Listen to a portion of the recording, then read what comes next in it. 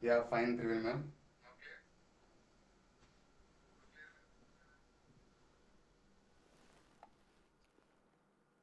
Yeah, I'm fine, fine. So, now clear? Voice? ఒకసారి comment చేస్తే live start చేద్దాం.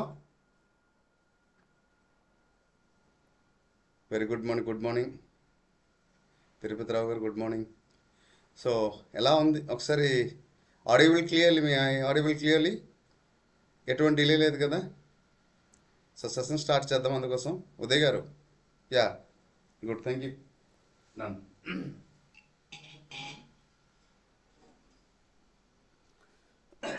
Yeah so this is our course గురించి తర్వాత మనం సెషన్లో మాట్లాడదాం. మనం ప్రతిరోజు 30 క్వశ్చన్స్లో మనం కండక్ట్ చేస్తున్నాం. అతి త్వరలో నేను టైం టేబుల్ కూడా రిలీజ్ చేస్తాను. టైం టేబుల్ ప్రకారం మనం యాజ్ యూజువల్ ఏ టైంలో మనకి లైవ్ సెషన్ ఉన్నది, పేపర్ 1 పేపర్ 2 సంబంధించింది ఒక 3-4 డేస్లో నేను ఒక టైం టేబుల్ రిలీజ్ చేయడం జరుగుతుంది. దాని పరంగా మనం యథావిధిగా ఎగ్జామ్ అనేది కండక్ట్ చేయడం జరుగుతుంది. ఓకే, సో ఫస్ట్ క్వశ్చన్, ఈరోజు రామావతారం, బలరామావతారం, రామావతారం, కృష్ణావతారం, బలరామావతారం, నెక్స్ట్ కల్కి అవతారం, ఈ 4 అవతారాల గురించి చెప్తే మనకి మహాభారతంలో రామాయణం మహాభారతంలో కంప్లీట్ చేసిన విధంగా భాగవతంకి వచ్చేటప్పుడు 12 స్కందాలు 10 అవతారాలు ఉంటాయి. సో స్కందాల గురించి సార్ క్లాసెస్ తీసుకున్నారు, నేను అవతారాల గురించి తీసుకోవడం జరిగింది. మరి అవతారాల్లో చివరి 3-4 అవతారాలు ఉండిపోయింది. ఈ రోజు అవతారాల గురించి కంప్లీట్ చేసిన తర్వాత నెక్స్ట్ మనం పురాణాలకి వెళ్దాం. రైట్, ఫస్ట్ క్వశ్చన్, శ్రీరాముడు శూర్పణఖ ముక్కు చెవులు కోసినప్పుడు శ్రీరాముడు కోసినప్పుడు ఆమె ఏ రాక్షసుడు సహాయం కోరింది? అంటే శ్రీరాముడు సహాయంతో ఇక్కడ లక్ష్మణుడు ముక్కు చెవులు కోయడం జరుగుతుంది. ఓకేనా? శ్రీరాముడు ఒక ఆజ్ఞతో. ఓకేనా? రైట్, శ్రీరాముడు శూర్పణఖ ముక్కు చెవులు కోయమని చెప్పినప్పుడు లక్ష్మణుడు, సో ముక్కు చెవులు కోసినప్పుడు ఆమె ఏ రాక్షసుడు ఒక సహాయాన్ని కోరింది? ఇక్కడ క్లియర్గా మెన్షన్ చేశారు. రావణుడు, ఖరుడు, లంకాధిపతి, రావణ కుమారుడు. సో రావణాసుడు కుమారుడు ఇంద్రజిత్తుడు కానీ ఓకే వీళ్ళు ఉన్నారు. సో రావణ కుమారుడు అయితే కాదు. లంకాధిపతి ఎవరిని అంటాం? రావణుడినే అంటాం. సో కాబట్టి ఈ రెండు కాదు. అయితే ఇక్కడ రైట్ ఆన్సర్ మ్యాక్సిమం ప్రతి ఒక్కరు ఏమనుకుంటారంటే రావణుడు లేదా లంకాధిపతి. మరి 2 ఆప్షన్ ఒకే అర్థానికి తెలియపరిచింది కదా, 2 అర్థాలు ఒకే దానికి తెలియపరిచింది. కాబట్టి ఇక్కడ రావణుడు అనేది యాక్చువల్లీ ఇక్కడ ఇద్దరు ఉంటారు. శూర్పణఖకి అసలు కథ ఇక్కడ మొదలవుతుంది అంటే శ్రీరాముడు, సీతాదేవి మరియు లక్ష్మణుడు వనవాసం సమయంలో దండకారణ్యానికి వెళ్తారు. ఈ దండకారణ్యంలో పంచవటి వధ ఎక్కడ అండి? పంచవటి దగ్గర వీరు ఆశ్రమాన్ని నిర్మించి అక్కడ ప్రశాంతంగా వారి యొక్క జీవన విధానం కొనసాగుతుంది. అదే సమయంలో ఆ ప్రాంతంలో రావణాసురుడి యొక్క తమ్ముళ్ళైన ఖరుడు మరియు దూషణుడు వీళ్ళిద్దరు ఏం చేస్తారు అంటే తమ 14,000 ఎన్ని అండి? 14,000 అసుర సైన్యంతో, ఈ అసుర అంటే రాక్షస సైన్యంతో ఆ ప్రాంతం అంతా నివసిస్తున్నారు. అయితే ఋషులు, మునులు వాళ్ళందరినీ హింసిస్తూ వారు చేస్తున్న యజ్ఞాలను, యాగాలను మొత్తం ఆపి అనేక రకాల ఇబ్బందులు పెడుతూ అలా కొనసాగుతుంది. ఇంతలో అక్కడికి శ్రీరాముడు, సీతాదేవి సీత సమేతంగా ఆ అడవికి చేరడం జరుగుతుంది. చేరిన తర్వాత ఈ ఖరుడు మరియు దూషణుడు ఏం చేస్తారంటే ఈ హోమాన్ని, యజ్ఞాన్ని వినాశనం చేస్తుంటారు. సో వారి యజ్ఞాలు ఆటంకం కలవరిస్తూ చాలా మంది బాధపడుతుంటారు. ఋషులు, మునులు వాళ్ళకి ఏం చేయలేరు. కానీ అక్కడే ఏం జరుగుతుంది అంటే ఈ 14,000 సైన్యము కాస్త సైన్యాన్ని కూడి ఈ ఖరుడు దూషణులు వంటి పరాక్రమవంతులైనటువంటి నాయకులతో శ్రీరాముడు ఒంటరిగా పోరాటం చేస్తారు. సో అక్కడ పోరాటం చేయడానికి కూడా మెయిన్ రీజన్ ఉంది. ఎందుకంటే శూర్పణఖ ఒక ముక్కు చెవులు కోసిన తర్వాత మొట్టమొదటిసారిగా ఆవిడ ఎవరికి చెప్తుంది అంటే వారు ఖరుడు దగ్గరికి వెళ్ళి చెప్పడం జరుగుతుంది. తర్వాత ఖరుడు మరణానంతరం లంకాధిపతి వచ్చి సీతమ్మ వారిని అపహరించి తీసుకెళ్ళడం జరుగుతుంది. అంతకుముందు ఈ యుద్ధం జరుగుతుంది. ఈ యుద్ధంలో 14,000 సైన్యాన్ని ఒంటరిగా శ్రీరామచంద్రుడు ప్రభువే ఆయన వారితో యుద్ధం చేయడం జరుగుతుంది. అయితే ఇక్కడ మీరు గమనించాల్సింది ఏంటంటే ఈ దూషణుని మొట్టమొదటిసారిగా ఎవరికమ్మా కరుడికి తర్వాత ముందు దూషణుడికి ముందు ఆయనతో అంటే ముందు చంపడం జరుగుతుంది, వధించడం జరుగుతుంది. అయితే తన గదతో రాముడి పైకి యుద్ధం చేయడానికి రాగా అప్పుడు శ్రీరామచంద్రుడిలో దగ్గర ఉన్నటువంటి ధనస్సు పదునైన ధనస్సుతో వారిని దూషణుని ముందు సంహరించడం జరుగుతుంది. ఎప్పుడైతే దూషణుని సంహరించడం జరుగుతుందో అప్పుడు కరుడు తర్వాత అక్కడ ఉన్నటువంటి సైన్యాధిపతి కూడా ఉంటాడు. ఈ త్రిశూరుని అక్కడ ఉన్నటువంటి ఈ దూషణుడు మరియు కరుడు ఎవరైతే ఉన్నారో వారు బంధువైన త్రిశూరుని కూడా చంపడం జరుగుతుంది. ఎవరిని? త్రిశూరుడు. సో వీరిని కూడా సంహరించడం జరుగుతుంది. త్రిశూరుని ఈయన్ని కూడా సంహరించడం జరుగుతుంది. అయితే వీరి యొక్క దుష్టుడు కరుడు దూషణుడు యొక్క బంధువు ఎవరు? త్రిశూరుడు. ఈయన్ని కూడా ఎప్పుడైతే వీళ్ళిద్దరిని సంహరించారో కరుడు ఏం చేశాడంటే, అన్న నా సోదరిని చంపుతావా, నా బంధువు అయినటువంటి త్రిశూరుని చంపేస్తావా అనేసి ఆయన కూడా యుద్ధానికి ఆగ్రహంతో యుద్ధానికి దిగుతాడు. ఎవరితోని? శ్రీరామచంద్రుడి పైకి దూకి వచ్చాడు. ఈ తీవ్ర ఆగ్రహంతో ఎప్పుడైతే వస్తాడో ఇద్దరి మధ్య చాలా ఘోరాతి ఘోరంగా యుద్ధం జరుగుతుంది. రాముడు చాలా శక్తివంతమైన ఒక వ్యక్తి. సో రాముడి దగ్గర ఉన్నటువంటి శక్తివంతమైన బాణాన్ని ప్రయోగించి ఈ కరుడు ఒక వక్షస్థలాన్ని చీల్చి సంహరించడం జరుగుతుంది. ఆ బాణంతోనే ఈ కరుడు ఒక వక్షస్థలం చీల్చడం జరుగుతుంది. కేవలం గడియ వ్యవధిలోనే, గుర్తుపెట్టుకోండి, ఇది కూడా చాలా చాలా ఇప్పుడు కేవలం గడియ వ్యవధిలోనే శ్రీరామచంద్రుడు ఒంటరిగా 14,000 సైన్యాన్ని మట్టి కురిపించడం జరుగుతుంది. అంత గొప్ప ధనుర్ధారి శ్రీరామచంద్రుడు. సో ఈ రాక్షస నాయకులైనటువంటి దూషణుడు మరియు కరుడుని ఇద్దరిని కూడా సంహరించడం అనేది జరుగుతుంది. సో ముక్కు చెవులు కోసిన తర్వాత ఆమె ఎవరు? శూర్పణఖ మొట్టమొదటిసారి దగ్గరికి ఎవరి దగ్గరికి వెళ్ళడం జరుగుతుంటే కరుడు మరియు దూషణుడు.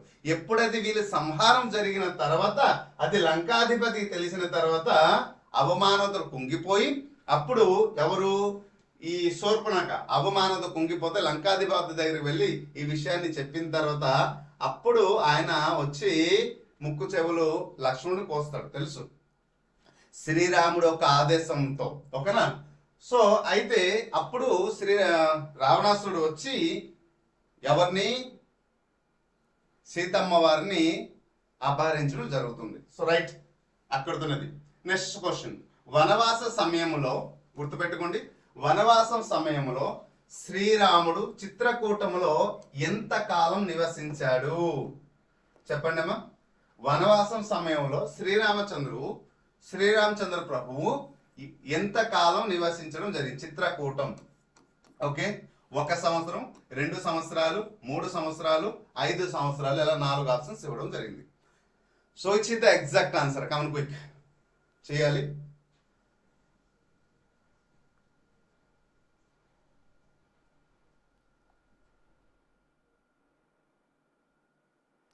ఘడియ వ్యవధి అండి. ఘడియ అనేది మనం ఏంటంటాము అంటే 24. ఓకే, ఘడియ అనేది ఏంటంటే 24 నిమిషాలండి. ఘడియ అనేది 24. వ్యవధి అంటే కొంతకాలం అని అర్థం. కొంతకాలం అంటే దాదాపు వాస్తవంగా చెప్పాలంటే గంటన్నరలో, మన భాషలో మనం చెప్పాలంటే 1.5 hour టైంలోని ఈ 14,000 సైన్యాన్ని,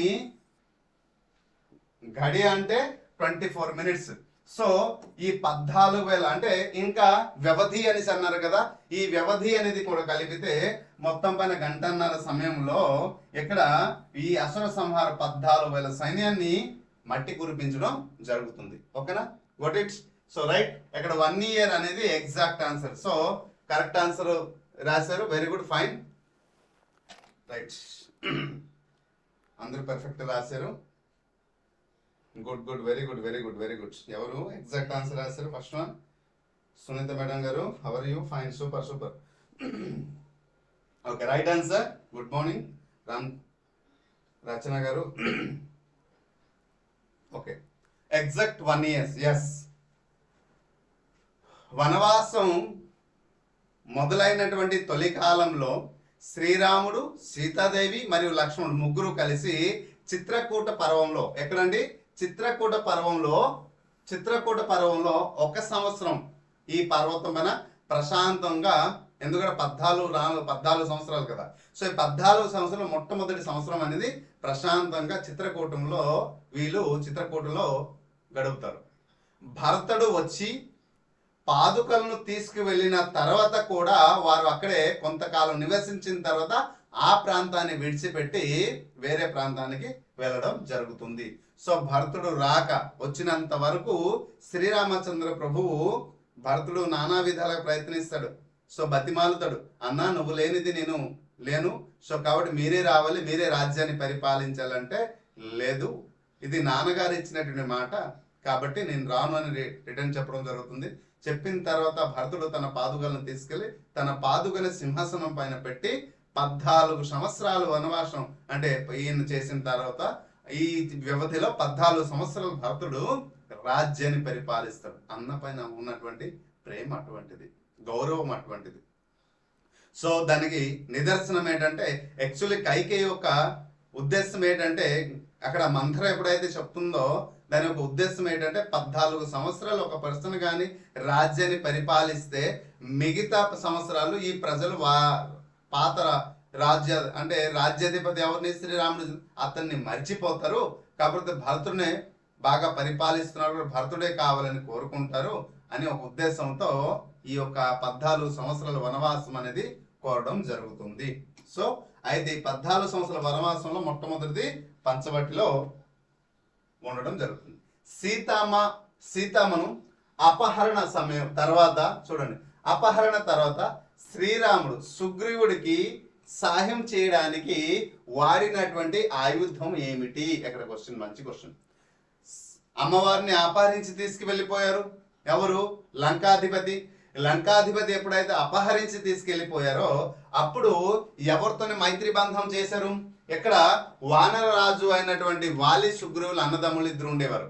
సో వాలిని సంహరించి ఎందుకంటే వాలి అధర్మవంతుడు. సో వాలిని సంహరించి ఎవరితో? సుగ్రీవుడితోని స్నేహబంధం చేయడం జరుగుతుంది. అయితే సుగ్రీవుడు సహాయం చేయడానికి వాడినటువంటి ఆయుధం ఏమిటి? అయితే సుగ్రీవుడు వాలి యొక్క బలం గురించి తెలుసు కాబట్టి సుగ్రీవుడికి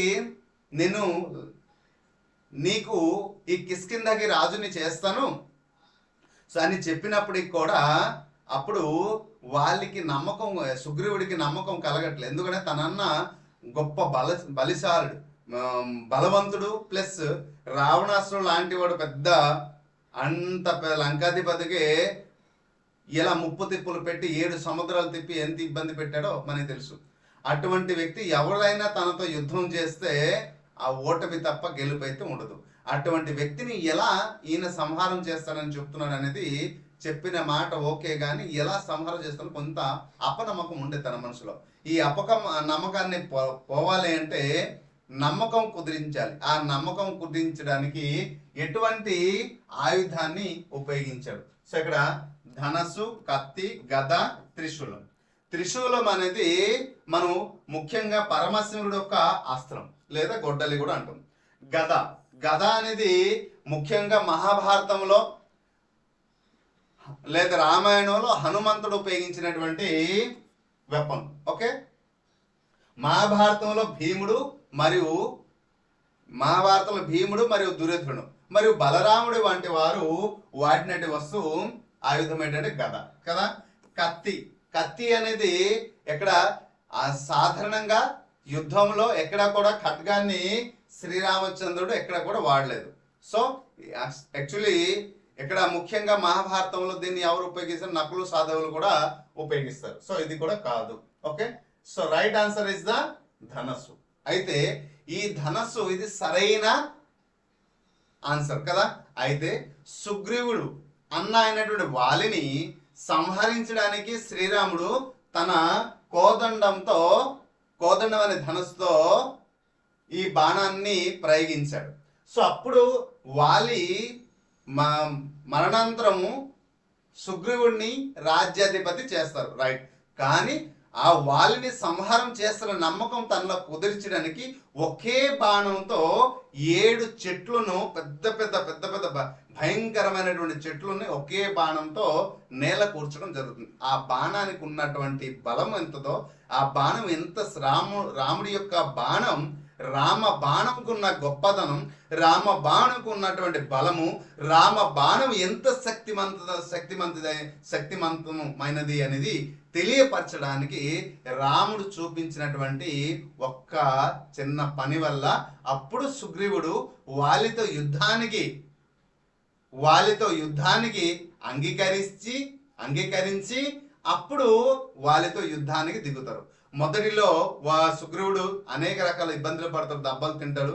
అప్పుడు మళ్ళీ తిరిగి వచ్చి అప్పుడు పూలమాల వేసి వాలి సుగ్రీవుడు ఒకే రూపంలో, అప్పుడే మొట్టమొదటిసారి శ్రీరామచంద్రుడు వాళ్ళని సుగ్రీవుని చూడడం. ఇద్దరిలో ఎవరిని పసిగట్టలేదు కాబట్టి చెట్టు చాటున నిలబడి సుగ్రీవుడి పైన పూలమాల వేసి యుద్ధానికి పిలుస్తారు. మళ్ళీ పిలిచేటప్పుడు వాలి యొక్క భార్య తార చాలా తెలివైన ఆవిడ, చాలా సాత్విక, చెప్పాలంటే ఒక గొప్ప నిష్ఠతో ఉన్నటువంటి ధర్మాత్మురాలు. సో కాబట్టి ఆవిడ ఏమన్నదంటే, మీరు ఇప్పుడే సుగ్రీవుడికి అనేక రకాలు చిత్రహింసలు పెట్టారు, ఇబ్బందులు పెట్టారు, చాలా అనేక రకాల దెబ్బలు కొట్టారు.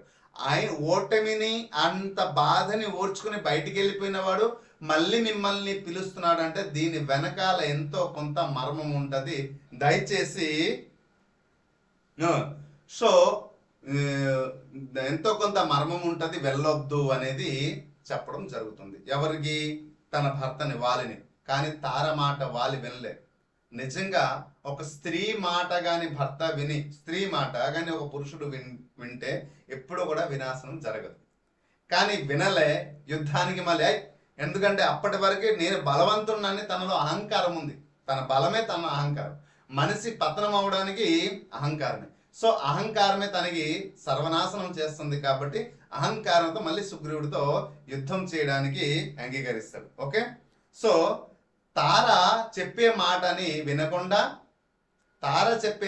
వినకుండా మళ్ళీ వాలి సుగ్రీవుడితో యుద్ధానికి రావడంతో శ్రీరామచంద్రుడు చెట్టు చాటున నిలబడి తనని ధనుస్సుతో సంహరించడం జరుగుతుంది. సో ఇది ఓకేనా, రైట్. నెక్స్ట్, శ్రీరాముడు లక్ష్మణుడి ఏ ఆశ్రమంలో విలువిద్య నేర్చుకున్నాడు? శ్రీరామచంద్ర ప్రభువు మరియు తన తమ్ముడు సోదరుడు లక్ష్మణుడు ఇద్దరు కలిసి విలువిద్య ఏ ఆశ్రమంలో నేర్చుకున్నారు? మంచి క్వశ్చన్ అడిగాడు. Okay, right. వాల్మీకి ఆశ్రమం, విశ్వామిత్ర ఆశ్రమం, అగస్త్య ఆశ్రమం, జమదగ్ని ఆశ్రమం. సో ఈ 4 option which is the exact answer? Come quick.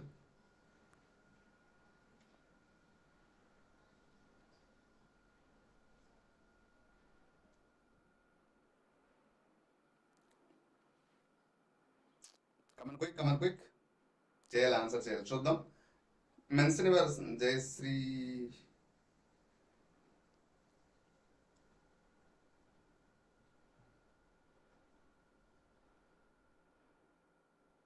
So please mention the question number. So question number mention చేసి ఆశ్రమం ద ఆన్సర్ చూస్ చేయండి. ఓకేనా? So right. వాల్మీకి ఆశ్రమంలో శ్రీరామ కుమారులైన లవకుశులు విలువిద్య నేర్చారు. ఎప్పుడు అమ్మవారు ఎప్పుడైతే శ్రీరామచంద్రుడు అపనిందని మోసాడో, అమ్మవారిని అడవిలో విడిచిపెట్టి వచ్చేయమని లక్ష్మణుని పంపిస్తే అమ్మవారిని తీసుకువెళ్ళి ఒక ఆశ్రమం ఉంది 5 రోజులు. ఆ ఆశ్రమే వాల్మీకి ఆశ్రమం. ఆ ఆశ్రమంలో విలువిద్య నేర్చింది ఎవరంటే లవ కుశలు ఇద్దరు. లవ మరియు కుశ ఇద్దరు ఏం చేశారంటే అక్కడ విలువిద్య నేర్చారు. లవ కుశ ఇద్దరు విలువిద్య వాల్మీకి ఆశ్రమంలో. ఇక్కడ శ్రీరామచంద్రుడు గురించి అడిగారు. విశ్వామిత్రుడు ఆశ్రమం, ఇది సరైన సమాధానం చెప్పవచ్చు. విశ్వామిత్రుడే కదా బాల్యంలో శ్రీరామచంద్రుడు మరియు లక్ష్మణుడు బాల్యంలో ఉండేటప్పుడు యోగ సంరక్షణ కోసం తీసుకెళ్ళినటువంటి వ్యక్తి విశ్వామిత్రుడు. అప్పుడే కదా దశరథ మహారాజు దగ్గరికి వచ్చి, మహారాజు మీ పుత్రుల్ని ఇద్దరిని నాతోని పంపించండి, నేను ఒక యజ్ఞాన్ని తలపెడుతున్నాను, నాకు కొంతమంది రాక్షసులు అనేక రకాల ఇబ్బందులు పెడుతున్నారు, యజ్ఞం జరగకుండా సగంలోనే ఆపేస్తున్నారు, ఇబ్బంది పెడుతున్నారు, కాబట్టి అతిబల మరియు బల ఇద్దరు ఇబ్బంది పెడుతున్నారు ఈ రాక్షసులు, వారిని సంహారం చేయాలంటే అప్పుడు దశరథ మహారాజు ఒప్పుకోడు. వాళ్ళు పిల్లలు చిన్నవాళ్ళు, కావాలంటే సైన్యం పంపిస్తాను, అంతకు మించిపోతే నేనే స్వయంగా వస్తాను తప్ప వాళ్ళు వద్దు అనేసి అంటే, అప్పుడు కులగురువు అయినటువంటి వశిష్ఠ మహర్షి ఏం చెప్తారు అంటే, లేదు వాల్మీకి విశ్వామిత్ర మహర్షి చెప్పింది నిజమే, ఆయనకి పంపించండి, ఆయనతో పాటు వెళ్తే అనేక లాభాలు చేకూరుతుంది, వీళ్ళు అనేక విషయాలు నేర్చుకుంటారంటే అప్పుడు కులగురువు అయినటువంటి మాట విని అప్పుడు పంపించడం జరుగుతుంది. అప్పుడు విశ్వామిత్ర మహర్షితో వీళ్ళు వెళ్ళి అనేక అస్త్ర శస్త్ర విలువిద్యలు కూడా నేర్చుకుంటారు. ఇక్కడే ఎవరు నేర్పిస్తారు? విశ్వామిత్ర ప్రభువు గారు నేర్పించడం జరిగింది. సో ఏ విధానంలో అంటే ఈ దివ్యాస్త్రాలు ఏదైతే అగ్నిస్త్రం, వాయువస్త్రం, తర్వాత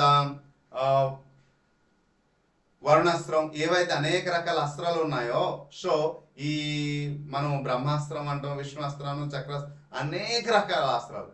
సో అస్త్రాలు అన్నీ కూడా ఎక్కడ అంటే మనం అంటాం కదా, ఈ 33,000 కోట్ల దేవతలు కూడా వచ్చి ఆశీస్సులతో వారి యొక్క శక్తిని శ్రీరామచంద్రుడికి మరియు లక్ష్మణుడికి ఇవ్వడం జరుగుతుంది. అనేక అస్త్రాలు, దివ్యాస్త్రాలు కూడా వీళ్ళ దగ్గర ఉంటుంది. ఎవరి దగ్గర? రాముడు మరియు లక్ష్మణుడు దగ్గర. అగస్త్య ఆశ్రమం అంటే వనవాసం సమయంలో ఈ ఆశ్రమానికి వెళ్తారు. వనవాసం సమయంలో ఎప్పుడు 14 సంవత్సరాలు వనవాసం చేస్తారు కదా, అటువంటి సమయంలో ఈ అగస్త్య ఆశ్రమాన్ని దర్శించుకుంటారు.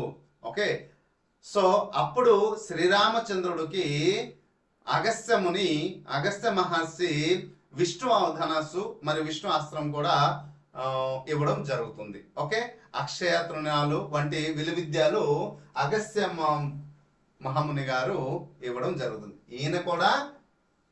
ఈయన ఒక సహాయం ఉంది, కానీ ఎక్కువ విలువిద్యలో కూడా ఏ ఆశ్రమంలో నేర్చారంటే విశ్వామిత్ర. అంటే ఎప్పుడు ఇది వనవాసం సమయంలో అగస్త్య ఆశ్రమానికి వెళ్ళడం జరుగుతుంది. నెక్స్ట్ జమదగ్నికి పరశురాముడు తండ్రి కదా, జమదగ్ని ఎవరు? పరశురాముడు తండ్రి. సో శ్రీరాముడు ఈ ఆశ్రమానికి విద్యాభ్యాసానికి అసలు సంబంధమే లేదు. పరశురాముడు తండ్రి జమదగ్ని అంటాం. Okay, so this is the right answer, Vishwamitra ఆశ్రమం. నెక్స్ట్ క్వశ్చన్, సీతారాముల వివాహం సమయంలో శివధనస్సును ఎవరు విరిచారు? సో ఇది అందరికి తెలిసినటువంటి question, general question. Okay, so సీతారాముల వివాహం సమయంలో శివధనుస్సుని ఎవరు విరిచారు అంటే శ్రీరామచంద్రుడు. అందరూ రాస్తారు, దీనికి ఎవరు ఆన్సర్ తప్పు రాయాలి. ఓకే, అయితే ఇక్కడ కొంచెం కంటెంట్ మనం నేర్చుకుందాం. Right,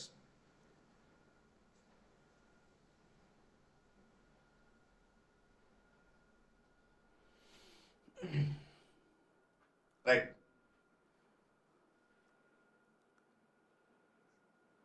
which is the exact answer? Yes, right answer is శ్రీరాముడు, లక్ష్మణుడు, పరశురాముడు. రైట్ ఆన్సర్ ఇస్ శ్రీరామచంద్రుడు. సో ఇది సాధారణమైన క్వశ్చన్ కాబట్టి దీని గురించి. అయితే లక్ష్మణుడు కూడా మహాశక్తిశాలి అయినప్పటికీ కూడా స్వయంవరంలో శ్రీరామచంద్రుడు మాత్రమే పార్టిసిపేట్ చేయడం జరుగుతుంది. ఓకే, పరశురాముడు పేరుంది. అయితే శివధనస్సు విరిగినటువంటి శబ్దాన్ని విని పరశురాముడు అక్కడికి వచ్చి ఆయన కొంత ఆవేశంతో కొన్ని మాటలు విసరడం జరుగుతుంది. ఆ శ్రీరామచంద్రుడే మహావిష్ణువు ఒక అవతారమని, ఆయన శక్తిని పరీక్షించడానికి పరశురాముడు అక్కడికి రావడం జరుగుతుంది. చివరికి తనకి అర్థమవుతుంది ఆ మహావిష్ణువే ఓకే శ్రీరామచంద్రుడు రూపంలో రావడం జరిగింది.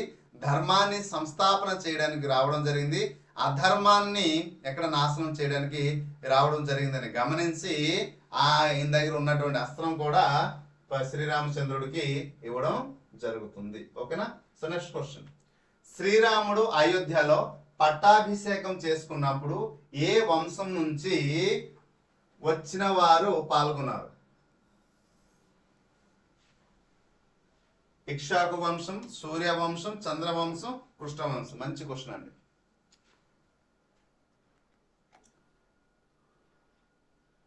రైట్ చేయాలి. Okay, sixth one. First one Ikshvaku వంశం. ఓకే, తర్వాత సూర్యవంశం, చంద్రవంశం, కృష్ణవంశం. ఇలా రామాయణంలో మనకి 4 వంశాలు ఉన్నాయి కదా. మనం మొన్న వంశాలు నన్నే వీడియో కూడా అప్లోడ్ చేశాను. సో అది ఒకసారి చూస్తున్నా కూడా అర్థం ఉంది. సూర్యవంశం స్థాపకుడు అయినటువంటి సూర్యవంశం స్థాపకుడు అయినటువంటి వైవస్వత మనువు కుమారుడు ఇక్ష్వాకుడు. కాబట్టి దీనికి ఇక్ష్వాకు వంశం అనేసి పేరు వచ్చింది. ఓకే, మరి సూర్యవంశం ఇది కూడా సరైన ఆన్సరే. ఎందుకంటే శ్రీరామచంద్రుడికి సూర్యవంశానికి చెందినవాడు. ఇక్ష్వాకు వంశానికి అనేది సూర్యవంశంలోని ఒక ప్రధాన శాఖ అని చెప్పవచ్చు. మరి చంద్రవంశం అంటే ఇది యయతికి చెందినటువంటి యయతి మరి పురాపురుడు వంటి రాజులతో ప్రారంభమైనటువంటి వంశం ఏదైనా ఉందంటే చంద్రవంశం. ఓకే, అయితే ఇక్కడ శ్రీకృష్ణుడు కూడా ఏ వంశానికి చెందినవాడు అంటే చంద్రవంశానికి చెందిన వ్యక్తి అనేసి మనం చెప్పవచ్చు. Okay, we can say. Next కృష్ణవంశం. సో ఇది శ్రీకృష్ణుడు చంద్రవంశంలో ఒక శాఖకి చెందినటువంటి వ్యక్తి ఇది. కాబట్టి దీనిని యాదవ వంశం కూడా అంటే కృష్ణవంశం అని అంటాం, లేదా యాదవ వంశం కూడా అని అంటాం. అయితే దీనికి ఇక్కడ శ్రీరామచంద్రుడికి సంబంధం లేదు. So which is the exact answer? Okay, right answer is this is the. వీళ్ళు ఏ వంశం నుంచి వచ్చిన వారు అంటే ఇక్ష్వాకు వంశం నుంచి వచ్చారు. Okay, right. నెక్స్ట్, రావణుడి మరణాంతరం శ్రీరాముడు లంకాధిపతిని నియమించారు? ఎప్పుడైతే సంహారం జరిగింది, ఈ సంహారంలో లంకాధిపతిని చంపడం, హతమార్చిన తర్వాత ఆ లంకని అధిపతిని ఎవరు చేశారు? సో మొట్టమొదటిగా లంకాధిపతి ఎవరు అంటే కుబేరుడు. లంకాధిపతికి ఎవరు, ఆ లంకకి ఎవరు అధిపతి అంటే కుబేరుడు, తన సోదరుడే. అయితే తన నుంచి బలత్కారంతో లాక్కున్నాడు ఎవరు అంటే రావణాసురుడు. అయితే రావణాసురుడిని సంహారం చేసిన తర్వాత ఎవరిని అక్కడ నియమించారు అంటే యాక్చువల్లీ దానికి ముందే ఒప్పందం జరుగుతుంది. సో లంకలో అధర్మం ఉంది, ఆ అధర్మం అణిచివిచ్చి ధర్మాన్ని మళ్ళీ పునఃస్థాపన చేయాలి అంటే తన సోదరిలో ఒకడైనటువంటి వ్యక్తి ధర్మాత్ముడు. కాబట్టి ఈ ధర్మాత్ముడికి మళ్ళీ అధిపతిని చేస్తే ధర్మాన్ని మళ్ళీ విరజల్లుతుంది అని శ్రీరామచంద్రుడు ఆలోచించి ఆ మాట ఇవ్వడం జరుగుతుంది. అయితే ఇక్కడ విభీషణుడు, కుంభకర్ణుడు, ఇంద్రజిత్తు, సుగ్రీవుడు అనేది వానర రాజు. సుగ్రీవుడు ఇక్కడ కిష్కింధకి రాజు. ఎక్కడమ్మా? కిష్కింధకి రాజు ఎవరు? సుగ్రీవుడు. వాలిని సంహరించిన తర్వాత సుగ్రీవుడికి అక్కడ కిష్కింధకి అధిపతి చేయడం జరుగుతుంది. మరి ఇంద్రజిత్తు రావణాసుడి యొక్క కుమారుడు, మహాశక్తిశాలి, అన్ని మాయలు, దీనికి మహా పరాక్రమశాలి అని చెప్పొచ్చు. కానీ యుద్ధంలో లక్ష్మణుడి యొక్క చేతిలో హతమవుతాడు ఎవరు? ఇంద్రజిత్తు. సో అనేక విలువిద్యలు, అనేక శక్తులు ఆయన దగ్గర అస్త్రశస్త్రాలు ఉన్నాయి ఇంద్రజిత్తుడి దగ్గర. కానీ చివరికి లక్ష్మణుడి చేతిలో హతమవుతాడు కుంభకర్ణుడు. సో కుంభకర్ణుడు రాముడికి మరో సోదరుడు అయినటువంటి వ్యక్తి కుంభకర్ణుడు. ఈయన కూడా శ్రీరాముడు చేతిలో హతమవుతాడు, చేతిలో మరణిస్తాడు. నెక్స్ట్ విభీషణుడు. ఎస్, మనం మాటలు అంటాం కదా, గంజాయి వనంలో తులసి మొక్క అనేసి అంటాం కదా. అంత పెద్ద అధర్మము ప్రాంతంలో ఒక్క ధర్మాత్ముడు రామ రామ రామ రామ అంటూ రామనామమే పలుకుతూ ధర్మాన్ని ధర్మం కోసం నిలబడినటువంటి వ్యక్తి ఎవరంటే విభీషణుడు. సో ఇది రైట్ ఆన్సర్. అయితే రాముడి యొక్క రావణుడు యొక్క సోదరుడు అయినటువంటి విభీషణుడికి ధర్మాన్ని అనుసరించడం వల్ల చంద్ర ప్రభు ఒక శరణం కోరి తన తమ్ముణ్ణి గుండెపైన తన్ని వెళ్ళిపోమని చెప్పడం జరుగుతుంది. ఎవడు? లంకాధిపతి. సో మీరు సీతామ్మని ఇచ్చియండి, అది అధర్మము, అది తప్పు అని చెప్పినా కూడా వినిపించకుండా నువ్వు నా దగ్గర ఉండి వారి పక్షాన్నే. శ్రీరామచంద్ర ప్రభువు సామాన్యుడు వ్యక్తి కాదు, ఆయన అంశంతో జన్మించిన వ్యక్తి కాబట్టి మనం ఒక లంక మొత్తం కూడా వినాశనం జరుగుతుంది, సో వద్దు అని చెప్పినా కూడా వినిపించకుండా తన గుండె మీద తన్నడం చేత తను మరి అది అవమానంగా భావించి అక్కడ నుండి విభీషణుడు వచ్చి శ్రీరామచంద్ర ప్రభుకి దగ్గరికి వచ్చి శరణు కోవడం జరుగుతుంది. మహాప్రభు, మా లంకలో అధర్మమే ఉంది, సో దానికి నేను తమ్ముడైనాను కాబట్టి నన్ను కూడా క్షమించండి. కాబట్టి అప్పుడు అయితే శ్రీరామచంద్ర లక్ష్మణుడు నమ్మడు, ఎందుకంటే లంకాధిపతి తమ్ముడు కదా. సో ఈయన ధర్మాత్ముడు ఎలా? సో ఈయన చెప్పే మాటలు నమ్మకూడదు అనేసి చెప్పేటప్పుడు లేదు మనం మాట్లాడేటప్పుడు మాటల్లో, పలుకులో, పదాల్లో ధర్మం ఏదో, అధర్మం ఏదో, న్యాయం ఏదో, అనేదో శ్రీరామచంద్రుడు గమనించే గుణం ఉంది. సో కాబట్టి ధర్మాత్ముడు అని గమనించి ఆయనకి అండ ఇచ్చి అప్పుడు విభీషణుడికి మీ అన్నని సంహారం చేసిన తర్వాత నిన్ను రాజ్య పట్టాభిషేకం చేస్తాను, అప్పుడు ఈ ధర్మాన్ని నిలబెట్టు అనేసి చెప్పడం జరుగుతుంది. ఓకే, సో ఇక్కడ ధర్మం అంటే మనకి అర్థమవుతుంది యమధర్మరాజు. సో ఆ అంశంతో జన్మించాడు కాబట్టి ఇక్కడ విభీషణుడు ధర్మాత్ముడు అవుతాడు. ఓకేనా, మరి కొంచెం డెప్త్కి వెళ్తే ఇంకా చెప్పవచ్చు. ఒకే క్వశ్చన్లో కనీసం 15-20 నిమిషాలు అవుతుంది, అందుకోసం ఎంతవరకు అవసరం అంతవరకు అందిస్తున్నాను. ఓకేనా, సో నెక్స్ట్, శ్రీరాముడు తన రాజ్యాన్ని పరిపాలించినప్పుడు ప్రజలు మనసులో ఎలాంటి భావాలు ఉండేవి? సో భయము, అన్యాయము, ధర్మము, న్యాయము, అశాంతి. సో ఎటువంటి భావాలు ఉండేవి? Okay, that's fine, good. ఎలాంటిది? ధర్మము, న్యాయం. సో బైలింగువల్ క్వశ్చన్స్ అందుకోసం పెట్టడం జరిగింది. శ్రీరామ రాజ్యం అంటారు కదా, సో ఎటువంటి పరిపాలన అంటే రామరాజ్యం లాగా ఉండాలి అనేసి. ఓకే, రామరాజ్యంలో భయానికి అసలు చోటే లేదు. సో శ్రీరామరాజ్యంలో ప్రజలు నిర్భయంగా ఓకే శాంతిగా జీవించారు కాబట్టి ఇక్కడ ఓకే దొంగతనాలు కానీ భయాలు కానీ ఎటువంటివి లేవు. So wrong. అన్యాయం, ఏ ఒక్క రామరాజ్యంలో అన్యాయం కానీ ఎందుకంటే అధర్మానికి అక్కడ లేదు. సో కాబట్టి రాంగ్ ఆన్సర్.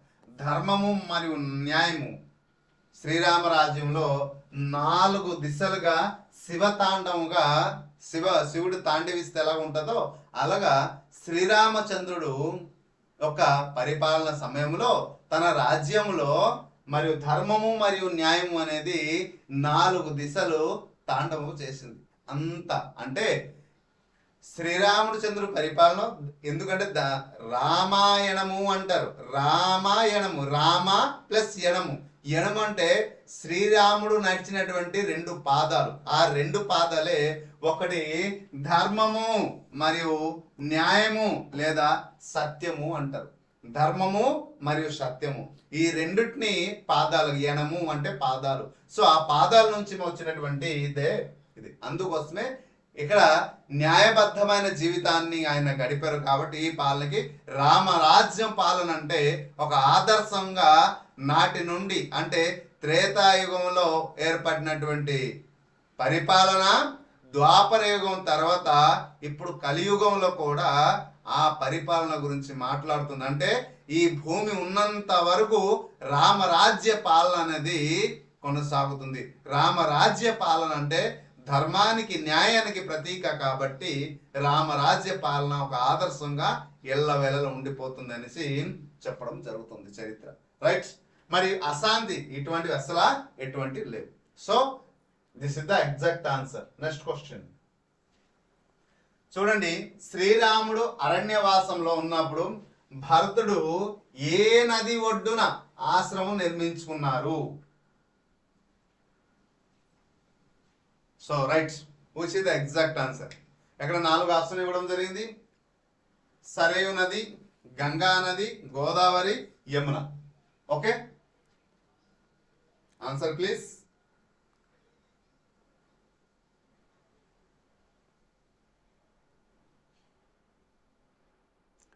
సత్య సిద్ధు గారు, సత్యయుగంలో 4 పాదాలు పైన ధర్మము విరాజిల్లింది. త్రేతాయుగంలో 3 పాదాల పైన ధర్మం విరాజిల్లింది. అలాగే ద్వాపర యుగానికి వచ్చిన 2 పాదాల పైన ధర్మం.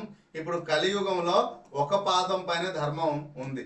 సో ఈ ధర్మం ఎప్పుడైతే వినాశనం జరుగుతుందో అప్పుడు యుగాంతం అని అంటారు మాటల్లో. ఓకేనా? So that which is the Sarayu river, okay, Ganga, Godavari and Yamuna. Godavari, Yamuna. So which is the exact answer? So right, Ganga. It is the exact answer. Sarayu నది అనేది అయోధ్య నగరంలో ప్రకటన ప్రవహిస్తుంటది. ఎక్కడ? సరియు నది అనేది అయోధ్య నగరానికి పక్కన భరతుడు రాజ్యానికి అంటే రాజధాని కొంచెం దూరంగా నివసిస్తుంటాడు. ఎవరు? భరతుడు. కాబట్టి దిస్ ఇస్ ద రాంగ్. ఓకేనా? నెక్స్ట్ సరియు నది, గంగా అంటాం. ఇది సరైన సమాధానం. ఎందుకంటే శ్రీరాముడు పాదాలను సింహాసనంపై ఉంచి భరతుడు అయోధ్యకి సమీపంలో ఉన్నటువంటి నంది గ్రామంలో నంది గ్రామంలో గంగా నది ఒడున ఒక ఆశ్రమం నిర్మించుకున్నాడు. ఎవరు? భరతుడు. సన్యాసిని వల్లే జీవిస్తూ 14 సంవత్సరాలు రాజ్యాన్ని పరిపాలించాడు. కానీ తమ్ముడు అన్న ఎలాగైతే రాజ్యాన్ని త్యజించాడో తమ్ముడు కూడా అదే విధంగా రాజ్యాన్ని త్యజించి గంగా నది ఒడిలో ఒడ్డున ఒక ఆశ్రమం నిర్మించుకొని ఒక సన్యాసి ఎలాగైతే 14 సంవత్సరాలు వనవాసం వీళ్ళు సన్యాసి రూపంలో ఎలాగైతే తీసుకున్నారో, ఎవరు? రాముడు, లక్ష్మణుడు, సీతాదేవి ఎలాగైతే తీసుకున్నారో తను కూడా తన అన్ననే ఆదర్శంగా తీసుకొని అక్కడ ఒక కుటీరాన్ని నిర్మించి అక్కడ 14 సంవత్సరాలు రాజ్యాన్ని పరిపాలించాడు. ఎవరు?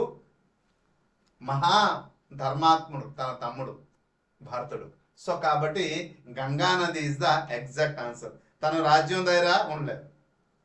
ఓకే, సో నెక్స్ట్ గోదావరి నది తీరంలో ఇది పంచవటి అనే ప్రదేశంలో శ్రీరామచంద్రుడు ఇక్కడ నివసిస్తాడు. So right. నెక్స్ట్ యమునా నది అనేది శ్రీకృష్ణుడి జీవితానికి సంబంధించిన ప్రదేశాలు. ఇది మధుర, బృందావనం అనేది ఎక్కడికి సంబంధించినటువంటి యమునా నది. ఓకేనా? So hope you understand.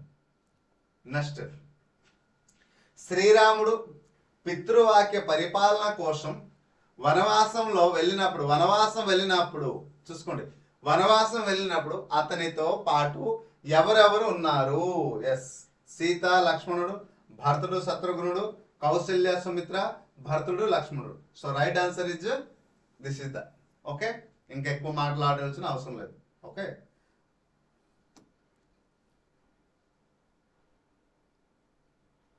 Right. Nandigam village, Nandi. Okay, రామావతారానికి సంబంధించినటువంటి క్వశ్చన్స్ ఒక 10 తీసుకున్నాం. తర్వాత 4 అవతారాలు ఉన్నాయి మనం మాట్లాడాం. ఈ 4 అవతారాల గురించి ఇక్కడ మనం మాట్లాడదాం. So this is our course my dear friends. ఇప్పుడు పేపర్ 2కి మనం 25,000 బిట్స్ అప్లోడ్ చేయడం జరిగింది. పేపర్ 1 అనేది 40,000 బిట్స్ అప్లోడ్ చేయడం జరిగింది. లేటెస్ట్ డిజిటల్ క్లాస్ అని. సో మెటీరియల్ చూడండి, పిక్చర్ మీకు ఎంత విజువల్గా క్లియర్ కనిపిస్తుంది, ఎంత పిక్చర్ ఓరియంటెడ్. ప్రతి ఒక్క లైన్ని ఇలా హైలైట్ చేయడం జరిగింది. ఎందుకంటే so material the best. AP ఎండోమెంట్కి ద బెస్ట్ కోర్సు పిఆర్ అకాడమీలో ఉంది. ఏపీ ఎండోమెంట్కి ద బెస్ట్ మెటీరియల్ పిఆర్ అకాడమీలో ఉంది. సో కాబట్టి ఇది మీరు గమనించాలి. ఎలా హైలైట్గా ఉంటూ ప్రతిదీ కూడా అతి తక్కువ ధరకే అందిస్తున్నాం. So the best course endowment, AP endowment best course PR academy అని చెప్పొచ్చు. పిఆర్ అకాడమీ అంటే ఏపీ ఎండోమెంట్ పిఆర్ అకాడమీలా ఉంది కోర్సు. సో ప్రతి టాపిక్ నుంచి ఇలా వీడియోస్, ప్రతి టాపిక్ నుంచి ఇలా టెస్ట్ సిరీస్, అలా మెటీరియల్ అయితే కంప్లీట్ కోర్స్ ఉంది. ఇంతవరకు తీసుకునే వారు దయచేసి తీసుకోండి. ఆల్రెడీ తీసుకున్న వారు బాగా ప్రిపేర్ అవ్వండి. మ్యాక్సిమం కంప్లీట్ కోర్స్ అయితే 100% అవుతుంది.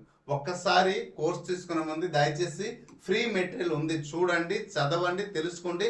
నేర్చుకున్న తర్వాత నచ్చిన తర్వాత, నేర్చుకున్న తర్వాత బాగుంది, నా విజయానికి ఇది సరిపడుతుంది, నా విజయానికి, నా గమ్యంను చేరుకోవడానికి, నేను ఏర్పరచుకున్న నా లక్ష్యానికి చేరుకోవడానికి PR academy is the best course for AP endowment అనే భావన మీలో కల్పిస్తే తీసుకోండి. లేదు అంటే ఇట్స్ నో ప్రాబ్లం. ఓకేనా? నెక్స్ట్ క్వశ్చన్, కృష్ణావతారానికి వచ్చామండి. నెక్స్ట్ క్వశ్చన్, శ్రీకృష్ణుడి బాల్యంలో, రామావతారంకి వచ్చాము, కృష్ణావతారానికి వచ్చాం.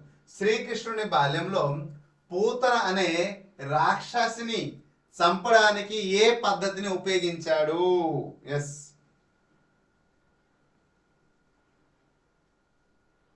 10 o'clock.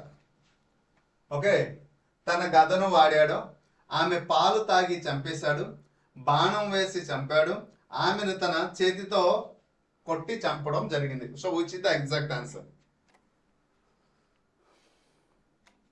ఓకే, సో కృష్ణావతారికి వచ్చాం. తన గదను వాడేసి, సో కృష్ణుడి దగ్గర ఎప్పుడు కూడా గదన అయితే ఉండదు. సో పూతన అనే రాక్షసుని చంపడానికి అందరికీ తెలుసు, ఏది గద అయితే శ్రీకృష్ణుడి దగ్గర ఉండదు. అయితే శ్రీకృష్ణుడు అనేది నారాయణ యొక్క అవతారం కాబట్టి అన్ని రకాల ఆయుధాలు ఉంటాయి, కానీ గదని ఎక్కడ కూడా ఉపయోగించలేరు కదా. సో ఇక్కడ బాలకృష్ణుడు, ఓకే, ఇక్కడ గదని ఎవరు ఉపయోగిస్తాడంటే బలరాముడి దగ్గర గద ఉంటుంది. ఓకే, ఆమె పాలు తాగి చంపేశాడు. ఎస్, ఇది కరెక్ట్ ఆన్సర్. సో అందమైన స్త్రీ రూపంలో ఎవరు వచ్చారు అంటే ఈ పూతన రాక్షసి. ఎందుకంటే అక్కడ ఉన్నటువంటి తన మామ ఎలా అయినా దాన్ని చంపాలి, పిల్లవాడిని చంపాలి అనే ఒక సదుద్దేశంతో ఉన్నాడు కాబట్టి సో ఈ పూతన అనే రాక్షసిని పంపించి ఒక అందమైన రూపంలో తను అక్కడ రావడం జరుగుతుంది. ఈ రాక్షసి వచ్చిన తర్వాత సో ఆ విషయం దాంతో పాటు శ్రీకృష్ణుడికి ఇచ్చి, అంటే పాలు ఇవ్వబోయి, అంటే దాని గురించి ఇంకా డీటెయిల్గా చెప్పలేను, అర్థం చేసుకోండి. సో పాలలో విషం కలిపి తనకి ఇవ్వడానికి ప్రయత్నించింది, ఎవరు ఇవ్వబోయింది. కానీ ఈ బాలకృష్ణుడు ఏం చేశారు, ఆమె పాలు తాగుతూ పాలుతో పాటు ఆమె ప్రాణాలను పోయేటట్టు కూడా పీల్చి ఆ పాలతో పాటు తన పాలను ఎలా పీల్చడంతో పాటు తన ప్రాణం కూడా కోల్పోతుంది. సో ఆమె పాలు తాగి తను చంపడం జరుగుతుంది పూతన రాక్షసుడు. So this is the good morning Raju గారు. ఆఫ్టర్ ఏ వీక్ కదా, 90 days తర్వాత మనం కలిసాం. సో నెక్స్ట్ క్వశ్చన్, శ్రీకృష్ణుడు గోవర్ధనగిరిని ఎత్తి పట్టుకున్నప్పుడు దానికి కారణమైన ఇంద్రుడికి కోపం దేనిపైన ఉంది? రైట్, శ్రీకృష్ణుడు గోవర్ధనగిరిని, ఏ గిరిని?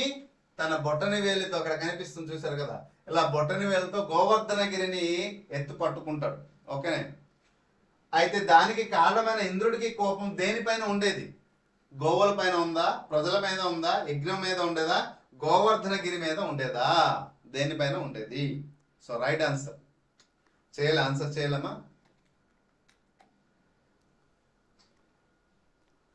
గోవుల మీద ఉండేదా, ప్రజల మీద ఉండేదా, యజ్ఞం మీద? Which is the exact answer? So right.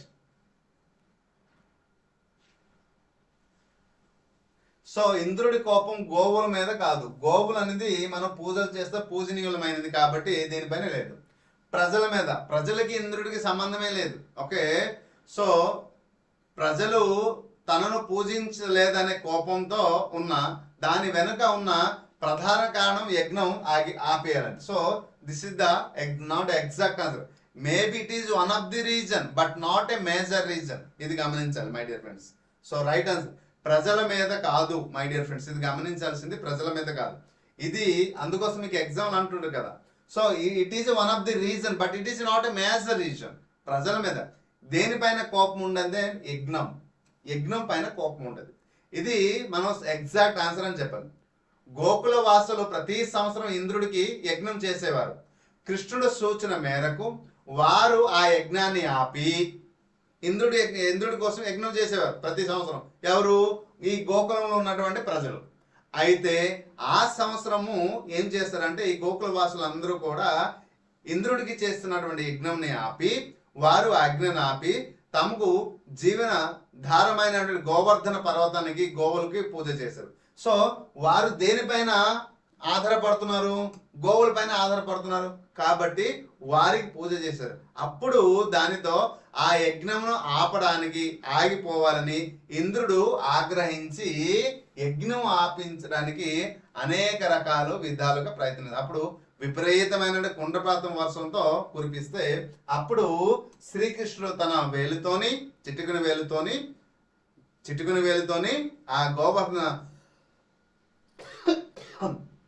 Govardhanagiri కొండను ఎత్తి తన దగ్గర ఉన్నటువంటి ఈ ఎక్కడమ్మా ఈ గోకుల వాసులందరికీ, గోవుల్ని అన్నిటికీ రక్షించడం జరుగుతుంది.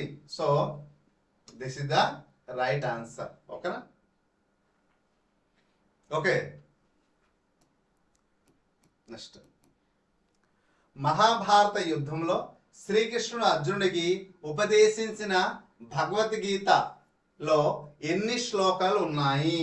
సో ఇది అందరికీ తెలిసినటువంటి question my dear friends. Yeah, choose perfect answer.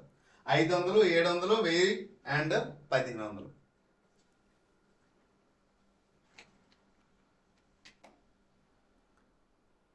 So right answer, this is the exact answer. ఇది జనరల్ క్వశ్చన్ కాబట్టి అప్పుడప్పుడు చిన్న చిన్న క్వశ్చన్స్ కూడా, ఎందుకంటే సమ్ టైమ్స్ ఎగ్జామ్లో బేసిక్ పైన కూడా క్వశ్చన్స్ అడుగుతున్నాం. అంటే బేసిక్ నాలెడ్జ్ స్టూడెంట్కి ఎంత ఉందనేసి అన్ని స్టాండర్డ్ అన్ని మన క్వశ్చన్స్ అన్ని కూడా మీరు గమనిస్తే ఇక్కడ అప్లికేషన్ ఓరియంటెడ్ ఉంటుంది, మరియు డైరెక్ట్ క్వశ్చన్స్ ఉంటుంది, అలాగే బేసిక్ క్వశ్చన్ కూడా ఉంటుంది. ఈ మూడింటిని కూడా కవర్ చేసి ఇవ్వడం జరుగుతుంది క్వశ్చన్స్ అన్ని కూడా. అది మీరు గమనించాలి my dear friends. Yes, right answer 700. మరి దీనికి ఎక్కువ మాట్లాడాల్సిన అవసరం లేదు. ఓకేనా? నెక్స్ట్. శ్రీకృష్ణుడు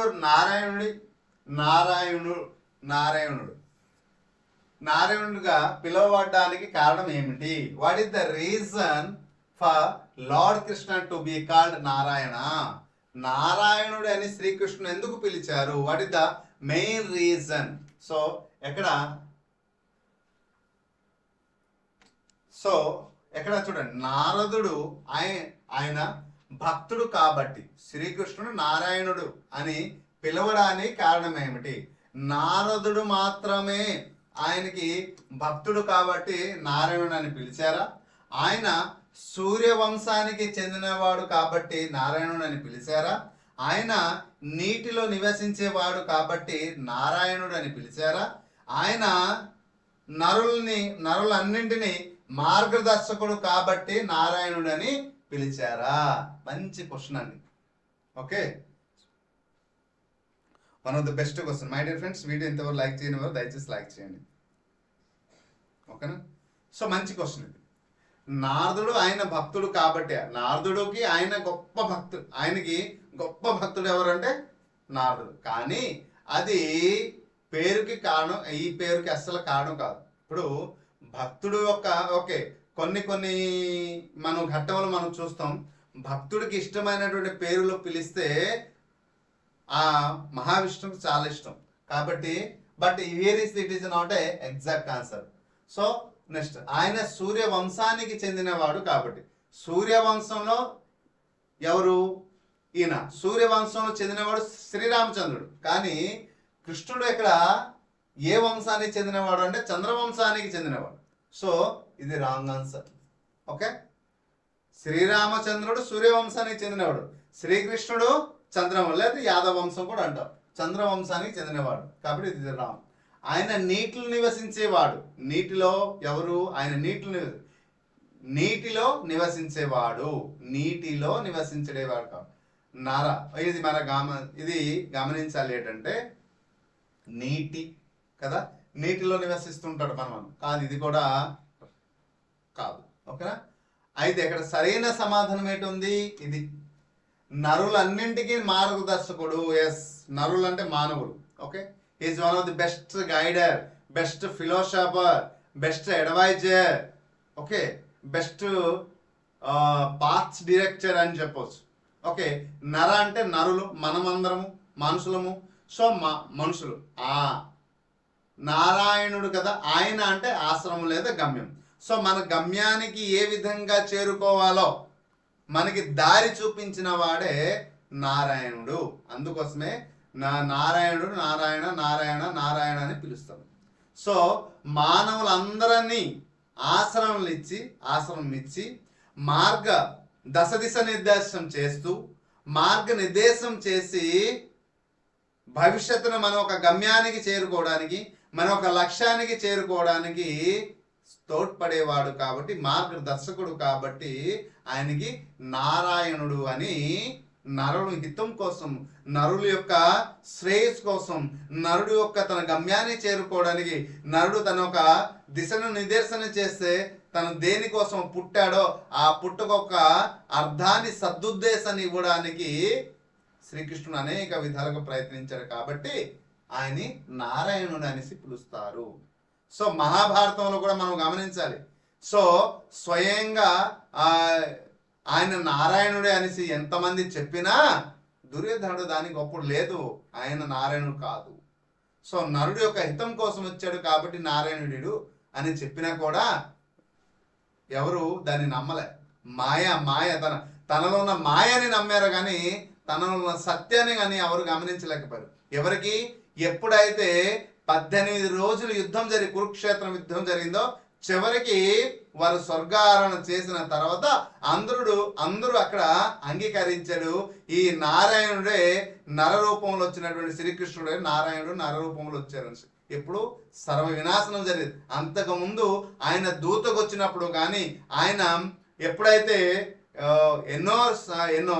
ఎన్నో రకాల్లో ఈ పంచపాండవుల్ని మరో కౌరవులందరినీ కలపడానికి ఎన్నో విధాలుగా ప్రయత్నించినప్పుడు కూడా ఎవరు వినలే. సో అందుకోసమే నరనారాయణుడు అనేసి అంటారు. నరునికి హితం కోసం కోరేవాడు కాబట్టి ఓకే నారాయణుడు అనేసి అంటారు. Okay next question. శ్రీకృష్ణుడు తన భక్తుడు అయిన అర్జునుడికి ఉపదేశించినప్పుడు ఏ రూపంలో ఉన్నాడు? Yes, one of the best question. ఇది గమనించాలి. ఏ రూపంలో ఉన్నాడు? అప్పుడు శ్రీకృష్ణుడు తన భక్తుడు అంటే ఇక్కడ విధంగా ఏంటంటే అర్జునుడు ఎంత భక్తుడు అంటే తనని గురువుగా ఎక్కువ లైక్ చేస్తాడు. బాబా అయినప్పటికీ కూడా తన మేనత్త కొడుకు అయినప్పటికీ కూడా తన చూపించిన దారిలో ప్రయత్నిస్తాడు తప్ప ఏ రోజు ఏ క్షణం కూడా తను ఏ రూపంలో అంటే ఎప్పుడు కూడా అడ్డు చెప్పలేదు శ్రీకృష్ణుడికి. గురువు, రథసారథి, చక్రవర్తి, యోగి. శ్రీకృష్ణుడు తన భక్తుడైనటువంటి అర్జునుడికి ఉపదేశించినప్పుడు ఉపదేశించినప్పుడు తన ఏ రూపంలో ఉన్నాడు? గురువు రూపంలో ఉన్నాడా, ఒక రథసారథిగా ఉన్నాడా, చక్రవర్తిగా ఉన్నాడా, యోగియా? యోగి కృష్ణుడు యోగి. ఎస్, యోగి కూడా అని చెప్పవచ్చు కానీ పరమ యోగీశ్వరుడే. కానీ గీత ఉపదేశం సమయంలో ఆయన ఈ వేషం అయితే ధరించలేదు. ఓకేనా? నెక్స్ట్ చక్రవర్తి, ఎంపరియర్ అంటాం. ఈ సమయంలో కృష్ణుడు రాజుగా ఉన్నప్పుడు ఇక్కడ ఎందుకంటే రాజుయే. ఓకే, యుద్ధ భూమిలో చక్రవర్తి రూపంలో రాలే యుద్ధ భూమికి. ఎవరు? శ్రీకృష్ణుడు. ఆయన చక్రవర్తి కానీ ఆ చక్రవర్తి రూపంలో యుద్ధ భూమికి ఆయన రాలేదు. నెక్స్ట్ రథసారథి, గురువు. ఎస్, ఈ రెండు కూడా మ్యాక్సిమం రైట్ ఆన్సర్ అవుతుంది. రథసారథి ఇది సరైన సమాధానం అని చెప్పవచ్చు. ఎందుకు సార్ సరైన సమాధానం అంటే సో గీత ఉపదేశం చేసేటప్పుడు అర్జునుడు యుద్ధానికి వెళ్ళేటప్పుడు ఈ రణరంగంలో తన ఒక రథాన్ని కొంచెం ముందుకు చూద్దాం అనేసేటప్పుడు మధ్యన నిలబెట్టి చుట్టూ చూసిన తన గురువులు, తండ్రులు, తాతలు, ముత్తాతలు, ఎటు చూసిన రిలేషన్షిప్, ఎటు చూసిన తనకి సంబంధించిన వ్యక్తి కానీ ఇక్కడ ఎవరిని సంహరించాలి అని ఎందుకు ఈ సంహారం, ఎవరిని నాశనం చేయాలి, ఎవరిని చంపాలి అనే సందేహంలో పడిపోతాడు. సో ఇది అధర్మమే కదా, నాకు ఆశ్రయం ఇచ్చినవాడు, నాకు జన్మనిచ్చినవాడు, నాకు దారి చూపించేవాడు, నా యొక్క జీవిత గమ్యాన్ని చేర్చుకునేవాడు, నేను ఎంత పెద్ద ధనుర్ధారి అయినటువంటి కారకులైనటువంటి వ్యక్తుల్ని నిన్ను సంహరించడమా కాదు అనేసి ఆయన అవుతాడు. అప్పుడు శ్రీకృష్ణుడు ఏం చేస్తారంటే గీత ఉపదేశం చేస్తాడు.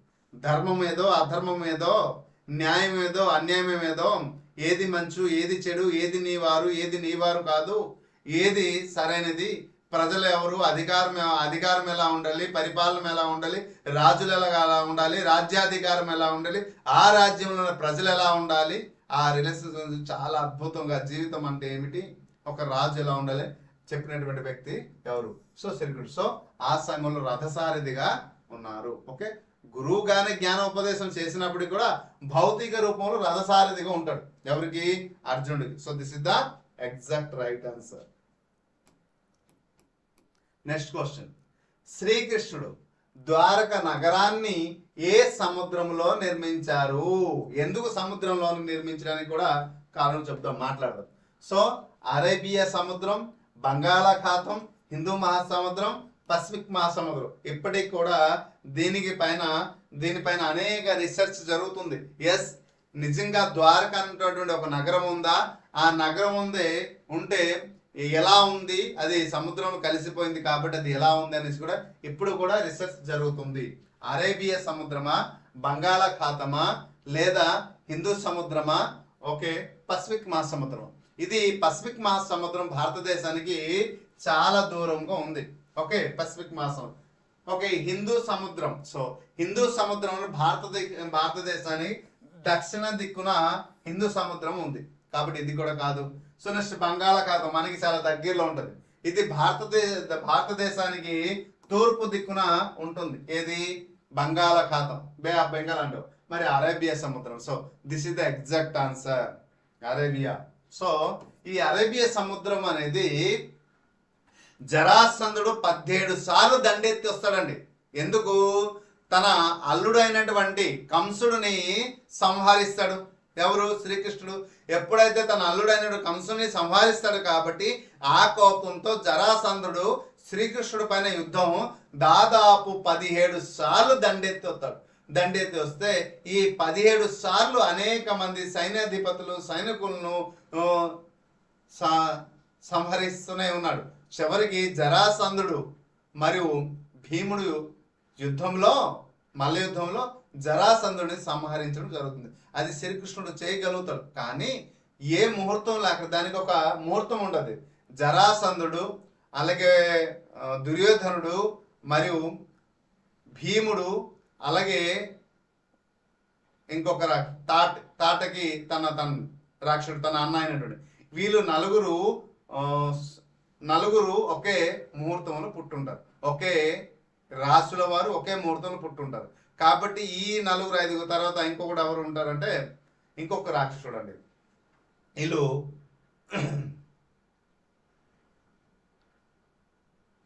లక్క గ్రామం తగలబెట్టిన తర్వాత ఒండ్లు వెళ్ళిపోతారు. రాక్షసుడు పేరు గుర్తురా. ఓకే, సో ఈ 5 ఏంటంటే ఒకే ముహూర్తంలో ఒకే జాతకంతో పుట్టుంటారు. కాబట్టి ఈ 5 కూడా చంపాలంటే ఎవరైనా ఒక యోధుడే.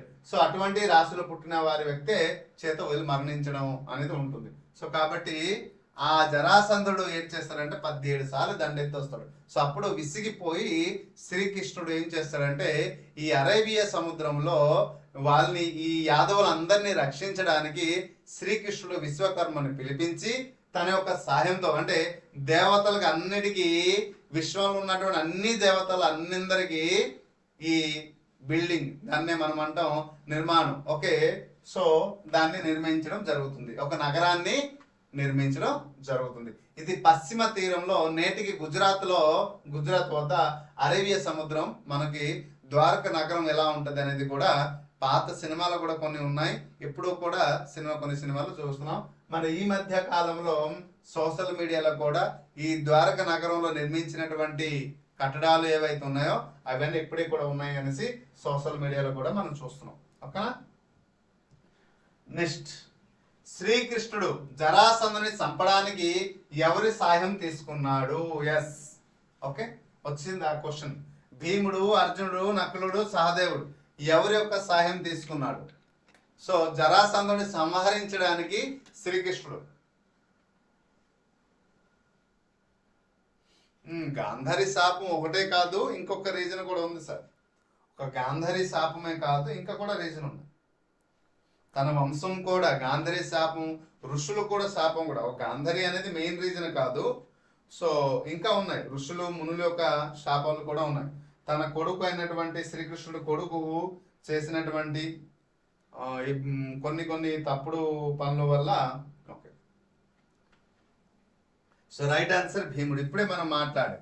సో శ్రీకృష్ణుడు జరాసంధుడిని సంహరించడానికి భీముడు ఒక సాయం తీసుకుంటారు. జరాసంధుడికి సహజ మరణం లేదు.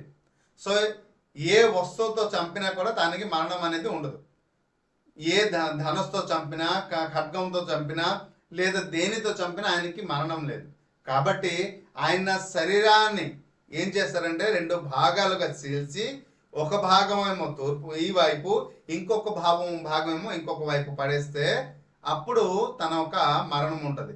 లేదా తన శరీరాన్ని చీల్చి 4 ముక్కలు 4 దిక్కుల్లో పంపించిన మళ్ళీ ఆ శరీరం అంతా వచ్చి కలిసిపోయి ఆయన బ్రతికేవాడు. కాబట్టి ఎవరు కూడా జరాసంధుని సంహరించే శక్తి ఆయనకి ఉండదు. సో అప్పుడు వేరు దిక్కుల్లో ఆ 2 భాగాల్ని పడేయడం వల్ల అప్పుడు ఎలా చంపితే ఆ విషయం అనేది శ్రీకృష్ణుడికి తెలుసు. మరి ఎవరికి తెలుసు? కర్ణుడు తెలుసు, భీష్ముడికి తెలుసు జరాసంధుడి యొక్క బలం గురించి. కానీ అప్పుడు ఈ యుద్ధం జరిగే సమయంలో శ్రీకృష్ణుడు ఏం చేస్తాడు అంటే ఈ సలహా అనేది ఒక కర్ర ముక్కని తెచ్చి ఈ 2 భాగాలకు విడదీసి ఇటు ఒక వైపు అటు ఒక వైపు పడిస్తే అప్పుడు తన శరీరాన్ని 2 భాగాలు చేసి ఒక భాగమేమో ఈ పక్క, ఇంకో భాగమేమో ఇంకొక పక్క వేరే దిశలో అలా పడేయడం వల్ల, అది చీల్చి పడేయడం వల్ల అప్పుడు మరి వచ్చి ఎంతగా ప్రయత్నించినా అది కలవడం వల్ల అలా ఆ మల్లయుద్ధంలో జరాసంధుడు భీముడిని సంహరించడం జరుగుతుంది.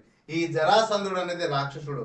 ఆయన అనేక మంది రాజుల్ని, సైన్యాధిపతుల్ని, మరి ఇంద్రాది దేవతల్ని కూడా ఆయన బంధనంలో ఉంచాడు. అలాగే ఇంద్రుడు ఇప్పుడే మనం విశ్వకర్మని కూడా ఎక్కడ బంధిస్తాడు.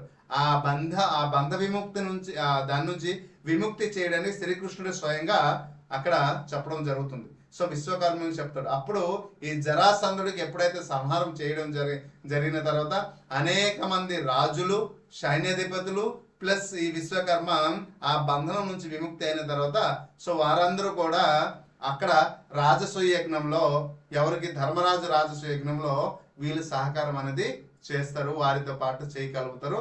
అప్పుడు ఇంద్రప్రస్థానంకి చక్రవర్తి ఎవరు అవుతారంటే తన అన్న యుధిష్ఠిరుడు చక్రవర్తి అవుతారు. సో ఈ రాజులందరూ కూడా తన ఆధీనంలో ఉండడం జరుగుతుంది. అప్పుడు ఆ విశ్వకర్మ ఇంద్రుడి యొక్క ఆజ్ఞతో అక్కడ ఇంద్రప్రస్థానం అనేది నిర్మించడం జరుగుతుంది. సో ఎప్పుడు ఈ జరాసంధుడి యొక్క మరణం తర్వాత. Got it. Next question. శ్రీకృష్ణుడు తన యవ్వనంలో ఎంతమంది రాక్షసుల్ని సంహరించడం జరిగింది? 10, 20, 30, 40.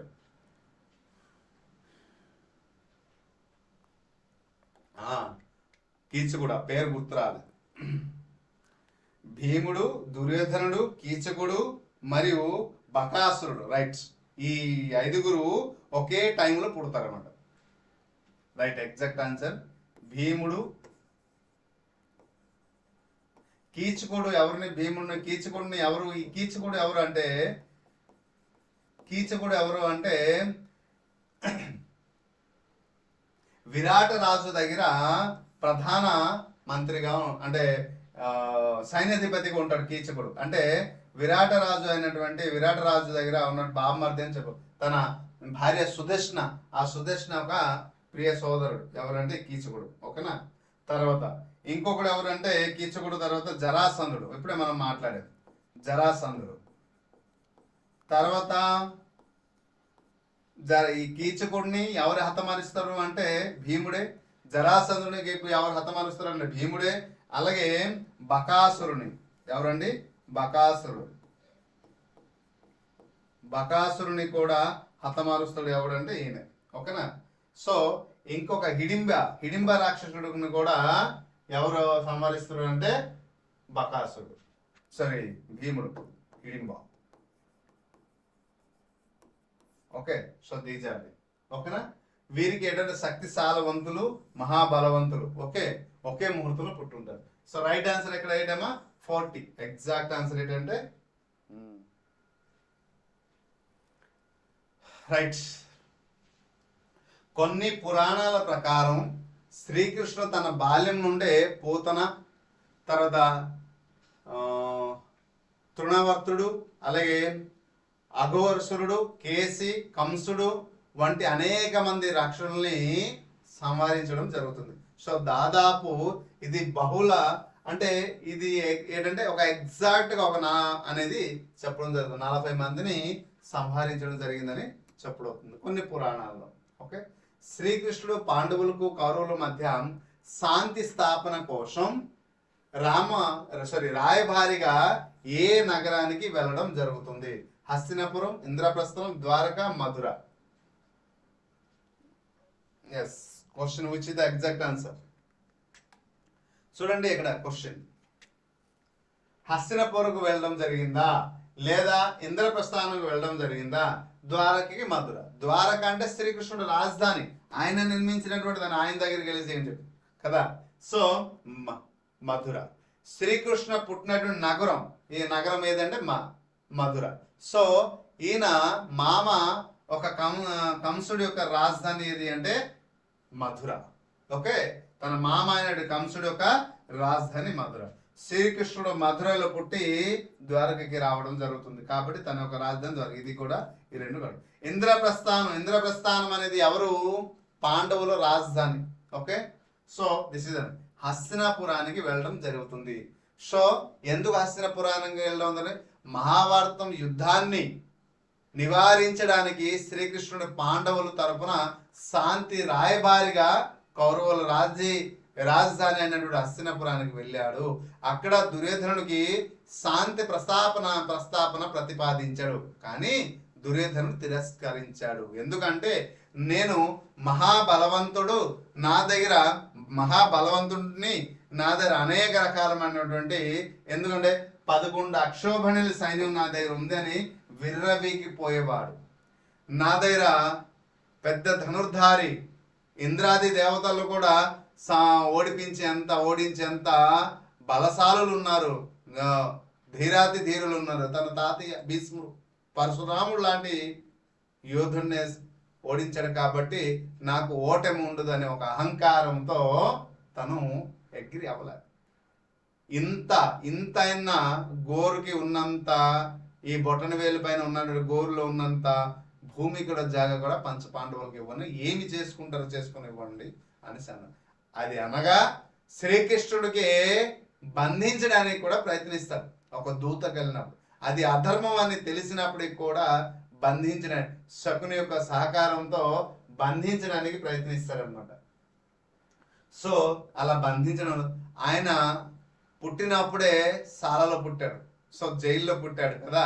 ఆ బంధం వ్యక్తి పుట్టిన తర్వాతే కంసుడి చంపినటువంటి వ్యక్తి, మరి ఆయనకి బంధిస్తూ ఉంటాడా? సో కాబట్టి that is wrong answer. Okay, శ్రీకృష్ణుడు గోపికల మనుషులను ఎలా ఆకట్టుకున్నాడు? ఇది ఒక డిఫరెంట్ క్వశ్చన్ వచ్చింది చూడండి. శ్రీకృష్ణుడు మనమంట కదా 1600 భామలతో ఉన్నప్పటికీ కూడా శ్రీకృష్ణుడుకి అస్కలిత బ్రహ్మచారి అంటారు. అయితే సరదాగా అంటుంటారు, సో నా యవ్వనంలో కానీ చిన్నతనంలో కానీ అనేటప్పుడు శ్రీకృష్ణుడు 16,000 భామలతో ఉన్నప్పుడు తప్పులేదు, మనం ఒకటి కంటే ఇంకొకటి పెంచితే తప్పు అంటున్నారు కదా. సో కాబట్టి ఆయన చేస్తే లీల, మనం చేస్తే గోల. ఏమో రైట్? శ్రీకృష్ణుడు చేస్తే లీల అంట, మనం చేస్తే గోల అంట. సో చూసారా క్వశ్చన్ వచ్చింది. కృష్ణుడు గోపికల ఒక మనసుని ఎలా ఆకట్టుకున్నాడు? ఎలా? తన నృత్యంతోనా, తన వేణు సంగీతంతోనా, లేదా తన ధనంతోనా, తన బలంతోనా? ఎస్, స్త్రీల యొక్క మనసుని ఆకట్టుకోవాలి అంటే ప్రతిదీ ఏదో ఒక గుణం అనేది స్పెషల్గా ఉండాలి. బలం, తన బలాన్ని చూపించి రాక్షసుల్ని సంహరించి ప్రజల్ని రక్షించడం వల్ల ఇది ఉపయోగించాడు. కానీ గోపికల యొక్క ప్రేమ, స్త్రీ యొక్క ప్రేమ పొందాలి అంటే బలం పనికి రాదు. Okay, so this is the wrong answer. తన ధనం. సో శ్రీకృష్ణుడు గోకులంలో ఉన్నప్పుడు సాధారణంగా పశువులు కాపరిగా పెరిగాడు. సో ఆయనకి దగ్గర ధనం అయితే పెద్దగా లేదు. అప్పటికి తన వేణు సంగీతంతోనూ, వేణు ఒక సంగీతం. ఎస్, ఇది సరైన సమాధానం. సో మురళి అంటాం కదా, గోపికలను, గోవులను, పక్షులను ప్రకృతి కూడా మంత్రముగ్ధులయ్యేటట్టుగా పురాణాలు చెప్తాయి. ఎంత అద్భుతంగా ఉంటాయి అంటే ఆ సంగీతం వారిని ఆ భక్తి పారవేశంలో ఓకే ముంతెచ్చుతుంది అనమాట.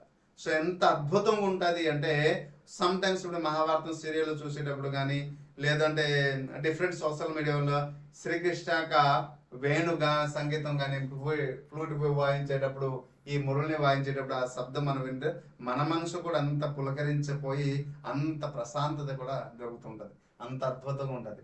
నృత్యంకి సంబంధం లేదండి. ఓకే, ఈ శ్రీకృష్ణుడు రాసలీల సమయంలో అద్భుతంగా నృత్యం చేసేవాడు, కానీ అది అందరినీ దీనివల్ల ఆకట్టుకోలేదు. So right answer is the తన వేణు సంగీతంతోని.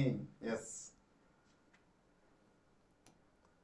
సో శ్రీకృష్ణుడు చేశాడు సార్, నేను చేస్తే తప్ప అనేసి అంటే శ్రీకృష్ణుడిని యుగ పురుషుడు ప్లస్ ధర్మాన్ని స్థాపించడానికి వచ్చాడు కాబట్టి, తర్వాత శ్రీకృష్ణుడు 16,000 భామలతోని అంటారు కానీ అది ఒక ముక్తి ప్రసాదం.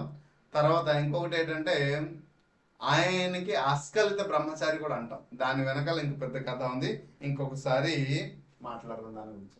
So this is our course my dear friends.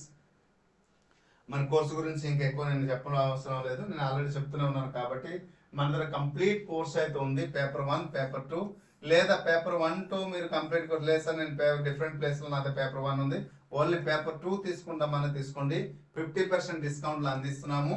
ఓకేనా, paper 1, paper 2.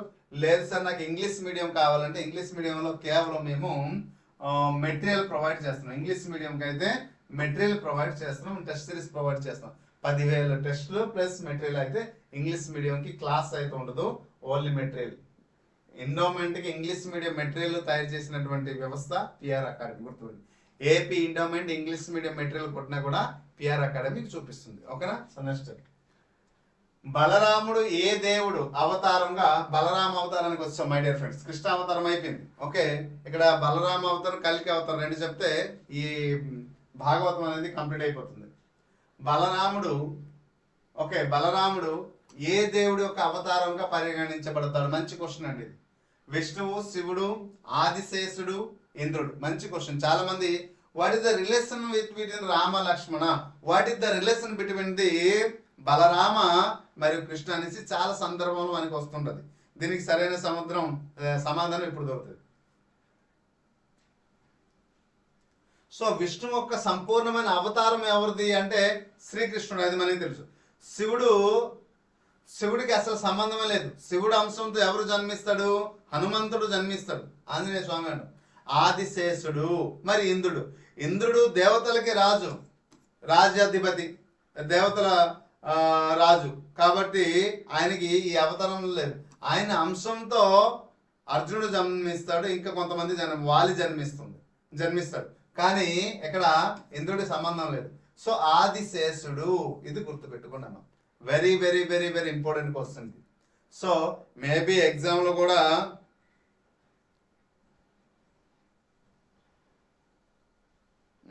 District level, district level అండి. AP endowment course, AP endowment notification district level ఉంటుంది. ఓకేనా. నెక్స్ట్, ఆదిశేషుడు. ఈ ఆదిశేషుడు అనేది సరైన ఆన్సర్.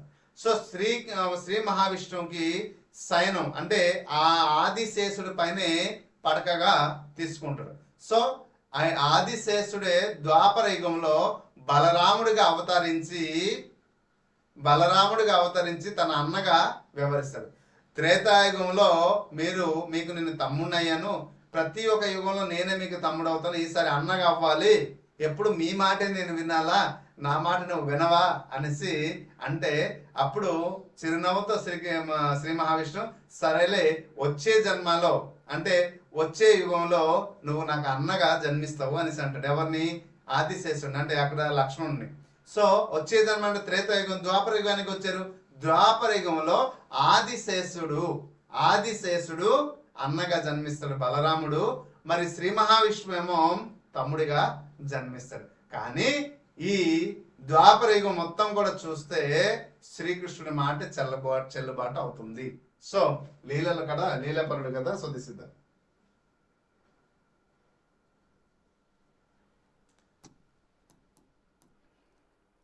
సో బలరాముడు ఏ ఆయుధాన్ని తన ప్రధాన ఆయుధంగా ఉపయోగించాడు? నాగలి, గద, ధనుసు, త్రిశూలం. So it is the right answer. Come quick. Right answer come on. So this is the నాగలి. గదా యుద్ధంలో గొప్ప నేర్పరి, గదా యుద్ధాన్ని చేసేటప్పుడు గొప్ప నేర్పరి ఎవరు అంటే బలరాముడు. కానీ గదాన్ని తన ఒక ముఖ్య ఆయుధం కాదు, తన దగ్గర ముఖ్య ఆయుధం ఏంటంటే నాగలి. ఓకే, గద అనేది తెలుసు, గదా యుద్ధంలో చాలా నేర్పరి ఎవరు బలరాముడు. కానీ అందుకోసమే దుర్యోధనుడికి ప్రథమ శిష్యుడు ప్రియ శిష్యుడు ఎవరు అవుతాడంటే దుర్యోధనుడు ప్రియ శిష్యుడు అవుతాడు బలరాముడికి. ఓకేనా. చివరి క్షణంలో భీముడు ఆ గద యుద్ధంలో తనకి ఓడించి తన్ని సంహరించేటప్పుడు దాన్ని అది చూడలేక చాలా ఆగ్రహిస్తాడు. ఓకేనా. సో దిస్ ఇస్ ధనస్సు కాదు, ఇంద్రుడి త్రిశూలం అయితే అస్సలు కాదు. ఓకేనా. So right answer is the నాగలి. Next question. బలరాముడు ఏ నదిని తన నాగలితో లాగి దాని ప్రవాహాన్ని మార్చాడు? Wow, wonderful question. So Yamuna నది, సరస్వతి నది, గంగా నది, కావేరి నది. ఎక్కడ 4. నాగలి తన ఒక నాగలితో లాగి, ఓకే ఓకే, తన నాగలితో లాగి దాని యొక్క ప్రవాహాన్ని నదిలో వచ్చే ఒక ప్రవాహం ఎలా వస్తుంటే ఆ ప్రవాహాన్ని ఆ దిశని మార్చినటువంటి వ్యక్తి ఎవరు అంటే బలరాముడు. మరి అటువంటి గొప్ప వ్యక్తి ఏ నది గురించి అడిగారు? యమున, సరస్వతి, కావేరి. కావేరి నది ఇది దక్షిణ భారతదేశంలో ఉన్నది. దక్షిణ భారతదేశం ఉంది. ఆ దక్షిణ భారతదేశంలో ఉన్నటువంటి నది ఏదంటే కావేరి. ఇది బలరాముడికి అస్సలు సంబంధం లేదు. గంగా నది, సో గంగా నది ప్రవాహాన్ని మార్చినట్టు ఎక్కడ కూడా కథనం లేదు. సరస్వతి నది అనేది గంగా, యమున, సరస్వతి త్రివేణి సంగమం అంటారు. ఈ 3 నదులు ఒకే చోట కలుస్తుంది. ఇప్పటికి కూడా మనం అప్పుడే తనకి ప్రతి 12 సంవత్సరాలకి పుష్కరాలు జరుగుతుంటాయి. సో ఈ పుష్కరాల్లో 3 నదులు అనుసంధానమే త్రివేణి సంగమం అంటారు. ఆ త్రివేణి సంగమంలో తీర్థయాత్ర సమయంలో వస్తుంది. సో అక్కడ దాని గురించే చెప్పలేదు. సో ఇక్కడ యమున నది, ఎస్, ఇది సరైనటువంటి. ఒకసారి బలరాముడు గోపికలతో జలక్రీడలు ఆడేటప్పుడు యమున తన వద్దకు రమ్మని ఆదేశించడం జరుగుతుంది. ఎవరిని? బలరాముని. అయితే బలరాముడు వెళ్ళకపోవడంతో తినికి చాలా కోపం వస్తుంది. ఎవరికి? యమునకి బలరాముడి పైన చాలా కోపం వస్తుంది. ఆ కోపం వచ్చినప్పుడు సో కోపంతో ఆగ్రహించి వచ్చినటువంటి నదిలో ఉన్నటువంటి నీరు ధార ప్రవహించి ఎక్కువ వస్తుంది. ఆ సమయంలో తన నాగలిని అడ్డు పెట్టి యమున నదిని లాగి తన ప్రవాహ మార్గాన్ని ఆపడం జరుగుతుంది. సో ఏ నది అది? యమున నది అని చెప్పడం జరిగింది.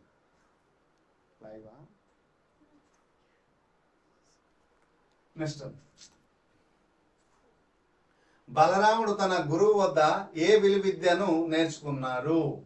బ్రహ్మాస్త్రం, వరుణాస్త్రం, నెక్స్ట్ గదాయుద్ధం, నాగాస్త్రం.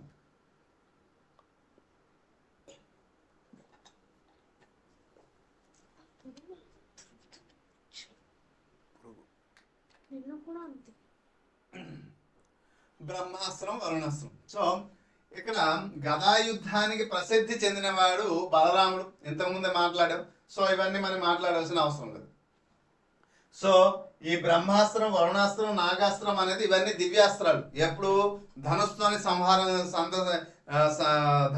సంహారం చేస్తాం. సారీ, ఈ ధనుస్సును తీసుకుని దాంతో పాటు ఈ అస్త్రాన్ని ఉపయోగిస్తాం. కానీ ధనుర్విద్యకి సంబంధించినటువంటి బ్రహ్మాస్త్రం, వరుణాస్త్రం, నాగాస్త్రం. గదాయుద్ధం తన గురువు అయినటువంటి దగ్గర గదాయుద్ధం. ఎందుకంటే గదాయుద్ధం బలరాముడికి సాటి లేని వాడు ఎవరైనా ఉన్నారా ఈ లోకంలో అంటే ఎవరు లేరు. ఆయన ఓకే, సో ఆయన తన గురువు దగ్గర సో మహర్షి సౌందీపని మహర్షి వద్ద కృష్ణునితో పాటు ఓకే సకల విద్యలు నేర్చుకున్నప్పటికీ గదాయుద్ధంలో అపారమైన ప్రావీణ్యం సాధించినటువంటి వ్యక్తి ఎవరు అంటే బలరాముడు. Okay okay, so this is the right answer. Next question. బలరాముడు దుర్యోధనుడికి ఏ విద్యను నేర్పించాడు? గదాయుద్ధం ఇప్పుడే మనం మాట్లాడాం చాలా సార్లు. Okay, direct question. So right answer is గదాయుద్ధం. ఇంకొక లైవ్ ఉంది మై డియర్ ఫ్రెండ్స్, రేపు ఎగ్జాక్ట్ 9:30కి పెడతాం. ఓకేనా, ఎగ్జాక్ట్ 9:30. ఈ రోజు నిన్నే మనం వచ్చాం కాబట్టి గేమ్స్ నుంచి కాస్త లేట్ అయింది. ఓకే, అంతా డిజైన్ చేసేటప్పుడు రేపు ఎగ్జాక్ట్ 9:30 AM ఎగ్జామ్ స్టార్ట్ అవుతుంది. సో అందుకోసం మీరు వాట్సాప్ గ్రూప్లో మేమైతే లింక్ ఇక్కడ ప్రొవైడ్ చేస్తున్నాం కదా, ఆ లింక్ ద్వారా మీరు జాయిన్ అయ్యి డిస్క్రిప్షన్లో ఉంటుంది చూడండి, మీకు కనిపిస్తుంది. ఈ డిస్క్రిప్షన్లో మేము ఏదైతే ఇస్తున్నామో వాట్సాప్ గ్రూప్, ఆ వాట్సాప్ గ్రూప్లో జాయిన్ అయినా మీకు ఎప్పుడు లైవ్ పెడుతున్నాం అనేది మీకు అప్డేట్ వచ్చేస్తుంటుంది. సో అందుకోసం కనిపిస్తుంది చూడండి. ఏపీ డిస్క్రిప్షన్లో ఏపీ లింక్ డిస్క్రిప్షన్లో మొత్తం కూడా ఇక్కడ క్లియర్ కనిపిస్తుంది. ఓకేనా, ఒకసారి చెక్ చేయండి మై డియర్ ఫ్రెండ్స్. ఓకేనా, ఆ లింక్ ద్వారా జాయిన్ అయితే ఒక 10 నిమిషాలు ఇటు అటు అవుతుంటుంది అయ్యేటప్పుడు. సో రైట్, ఎనీహౌ మన గేమ్స్ నుంచి వచ్చేటప్పుడు కొంచెం లేట్, ఎందుకంటే థ్యాంక్ యూ. నెక్స్ట్ క్వశ్చన్, కల్కి అవతారం లాస్ట్ అవతారానికి వచ్చాం. మొత్తం 10 అవతారం, లాస్ట్ అవతారం. కలికి అవతారం ఎప్పుడు జరుగుతుందని పురాణాలు చెబుతున్నాయి. కలికి అవతారం ఎప్పుడు వస్తుంది, ఎందుకు వస్తుంది, ఇవన్నీ మనకి తెలుసు. అనేక రకాల పురాణాలు, శాస్త్రాలు ఇవన్నీ చెప్తున్నాయి. ఓకే, సో ద్వాపర యుగం మొదట్లోనే జరుగుతుందా, కలియుగం అంతంలోనా, త్రేతాయుగంలోనా, సత్యయుగంలోనా? సత్యయుగంలో ధర్మం అనేది 4 పాదాల పైన ఉండేది కదా. ధర్మం అనేది 4 పాదాల పైన ఉండేది. ఏది సత్యయుగంలో ధర్మం 4 పాదాల పైన ఉండేది కాబట్టి ఎక్కడ సంభవించే అవసరం లేదు. త్రేతాయుగంలో ధర్మం అనేది 3 పాదాల పైన ఉంది. మరి ద్వాపరయుగం ధర్మం అనేది 2 పాదాల పైన ఉంది కాబట్టి శ్రీకృష్ణుడు అవతారంలో నారాయణుడు వచ్చి ధర్మ సంస్థాపన చేయడం జరిగింది. కలియుగం అంతంలోనే ఇది కలికి అవతారం అని ఏర్పడుతుంది అని పురాణాలు చెప్తుంది. అయితే కలియుగంలో ధర్మం అనేది ఒక పాదం పైన ఉంటది. ఎక్కడ ఒక పాదం పైన ఉంటుంది కాబట్టి ఆ పాదం కూడా పూర్తి వినాశనం జరిగి చిట్ట చివరికి పాపం పెరిగిపోయి ధర్మం నశించిపోయే దిశలో ఎప్పుడైతే జరుగుతుందో ఆ శ్రీ మహావిష్ణువే కల్కిగా అవతరించి ఈ దుష్టులను సంహరించి మళ్ళీ ధర్మాన్ని పునఃస్థాపించి సత్యయుగాన్ని నాంది పలుకుతుందని పురాణాలు చెప్తుంది. అంటే ఈ 4 యుగాలు కామనే, అయితే ఒక్కొక్క యుగం కొన్ని లక్షల సంవత్సరాలు జరుగుతాయి అనేసి మనకు తెలుసు. సో అలాగా కొంత ఇంకా అయితే రేపు జరుగుతుందా, వచ్చే సంవత్సరం 10 సంవత్సరాలు అనేది కాదు. ఇప్పుడు ధర్మం అనేది ఒక పాదంలో ఉంది కాబట్టి అందుకోసం హిమాలయాల్లో ప్రతి ఒక్కరు గుడి, దేవుడు, భక్తి అనేది జరుగుతుంది. సో ఇంకొక 200-300 సంవత్సరాల తర్వాత ధర్మం అనేది అలాగా తగ్గుతూ వస్తుంది. ఇప్పటికే తగ్గింది, అయినప్పుడే కూడా భక్తి అనేది మన మనసు నిండా ఉంది కాబట్టి, నమ్మకమే మన భక్తి అవుతుంది కాబట్టి, ఏ దేవతనైతే మనం నమ్ముతున్నామో ఆ భక్తితో మనం ఇంకా ఉన్నాము కాబట్టి ఇంకా ధర్మం సుభిక్షంగా ఉంది కాబట్టి ఇప్పుడైతే కల్కి అవతారంలో ఆ శ్రీ నారాయణ జన్మించే అవకాశం అయితే లేదు. ఇప్పుడు సప్త ఋషులు ఎవరైతే ఉన్నారో, సో ఇప్పుడు శ్రీ ఆంజనేయుడు అయితే బ్రహ్మదేవతలుగా అవతరించి ఈ 4 దిశల్ని కాపాడడం జరుగుతుంది. సో కలికి అవతారంలో చివరి క్షణంలో పరశురాముడు, అలాగే శ్రీ ఆంజనేయుడు, తర్వాత విభీషణుడు, వీళ్ళందరూ ఈ తర్వాత మనం చివరి క్షణంలో వీళ్ళందరూ శ్రీ మహావిష్ణువు సాయపడి ఈ అధర్మాన్ని అనేసి మళ్ళీ ధర్మాన్ని పునఃస్థాపించి సత్యయుగం అనేది మళ్ళీ మొదలవుతుంది అనేసి కొన్ని పురాణాలు కథల రూపంలో చెప్తున్నాయి. సో ఏది రైట్ రాంగ్ ఇవన్నీ పక్కన పెడదాం. ఓకేనా, సో రైట్. కలికి అవతారంలో ఏ వంశంలో జన్మిస్తాడని పురాణాలు చెప్తున్నాయి. సో పురాణాల ఆధారంగా ఇక్కడ మనం మాట్లాడు సూర్యవంశం, చంద్రవంశం, నెక్స్ట్ శంభల గ్రామం, ఓకే ద్వారక, ఎక్కడ ఆయన జన్మిస్తాడు. సో రైట్, ఇంకా 2 క్వశ్చన్స్ కమన్ క్విక్. శంభల గ్రామం. సో సూర్యవంశం అంటే శ్రీరామచంద్రుడు, చంద్రవంశం అంటే శ్రీకృష్ణుడు. మనం ఆల్రెడీ దాని గురించి మనం డిస్కషన్ చేసాం. ఓకే, సో ఈ వంశంలో మరి ఈ ప్రదేశాలు ఇవి కాదు. ఓకే ఓకే మరి వంశాల గురించి మాట్లాడరు, ప్రజల గురించి. కల్కి అవతారంలో శ్రీ మహావిష్ణువు శ్రీమద్ భగవద్గీత ప్రకారం కల్కి అవతారంలో భగవానుడే ఉత్తర భారతదేశంలో శంభుల అనే గ్రామంలో, ఎక్కడండి, శంభుల అనే గ్రామంలో జన్మించడం జరుగుతుంది అని చెప్పడం జరుగుతుంది. సో ఆల్రెడీ శ్రీకృష్ణుడు ఇక్కడ ద్వారకను నిర్మించాడు. ఈ నగరం అంతా ఇప్పుడు ఇక్కడ సముద్రంలో మునిగిపోయింది. సో ఇక్కడ కూడా కాదు. సో శంభుల, ఓకే, శంభల గ్రామం.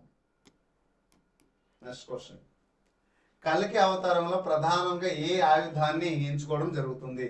ఖడ్గం, గద, ధనస్సు, సుదర్శన చక్రం. కల్కి అవతారంలో అంటే యుగాంతం ఎప్పుడు జరుగుతుంది, జరిగేటప్పుడు ఎలా ఉంటుంది కూడా కొన్ని పురాణాలు ఉన్నాయి. భవిష్యత్తుని కూడా చూసి చెప్పగలిగేంత మునులు, తపస్సులు ఉన్నారు మన భారతదేశంలో. కాబట్టి అందుకోసం వారు రచించిన పురాణంలో చాలా ఉన్నాయి. సో నెక్స్ట్ సుదర్శన చక్రం. ఇది ప్రధానంగా శ్రీ మహావిష్ణువు ఒక ఆయుధం, లేదా శ్రీకృష్ణుడు ఒక ఆయుధం.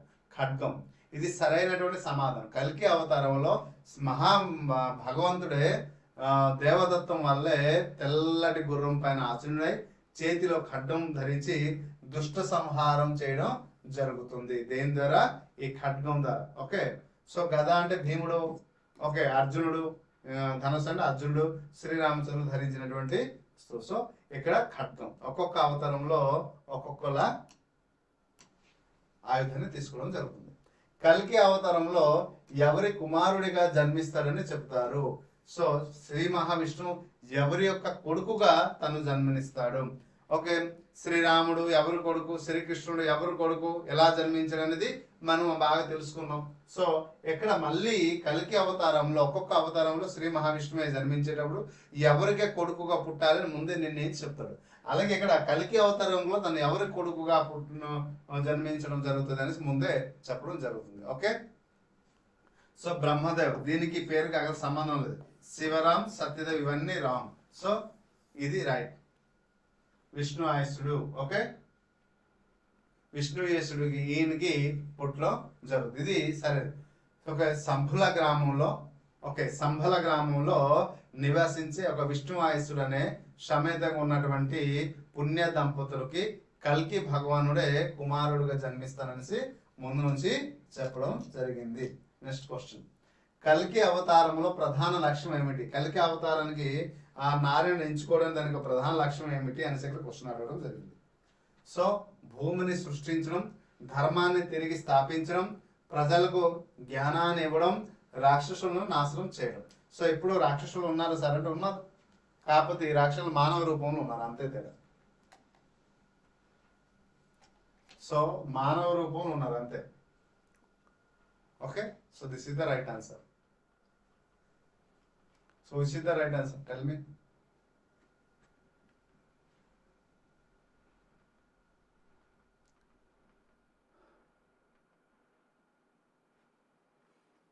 భూమిని సృష్టించాడు, సృష్టికర్త బ్రహ్మ అంటాం కదా, బ్రహ్మదేవుడిది. ఈ సృష్టిని నిర్మించడంలో బ్రహ్మదేవుడిది, ఆయనకి సంబంధం లేదు. ధర్మాన్ని తిరిగి స్థాపించడం, ఎస్, ఇది అందరికీ తెలుసు. ధర్మాన్ని తిరిగి స్థాపించడానికి ప్రయత్నిస్తారు. సో ఇది సరైన. ఇది ప్రతి ఒక్క అవతారంలో శ్రీ మహావిష్ణువు ఉద్భవించడానికి, జన్మించడానికి దాని ఒక ముఖ్య ఉద్దేశము ధర్మాన్ని పరిరక్షించడానికి. ఓకే, మనం అంతం ఏంటంటే పరిత్రాణాయనం సాధునం వినాశనాయచ్చ దుష్కృతం అంటే అని చెప్పడం. అంటే ఎప్పుడైతే అధర్మం నశించిపోతుందో కదా, మహాభారతంలో మనం ఈ శ్లోకాన్ని పలుకుతాం. మహాభారతం చెప్పడం జరిగింది, శ్రీకృష్ణుడు చెప్పడం జరిగింది. సో ఎక్కడైతే అధర్మం అనేది ఎక్కువైందో ధర్మాన్ని స్థాపించి త్రేతాయుగంలో కానీ కృతాయుగంలో కానీ త్రేతాయుగంలో కానీ లేదా ద్వాపర, ఈ 3 యుగాల్లో కూడా భగవంతుడే అనేక రూపంలో జన్మించి అధర్మాన్ని నాశనం చేసి ధర్మాన్ని పునఃస్థాపించడానికి ఈ రూపాలు ఎత్తడం జరిగింది. అలా అదే విధంగా ఇక్కడ కల్కి అవతారం రూపంలో ధర్మాన్ని సంస్థాపన చేయడానికి, సంస్థాపన చేయడానికి ఈ కల్కి అవతారం అనేది తీసుకోవడం జరుగుతుంది. So right answer, this is the right answer. Okay.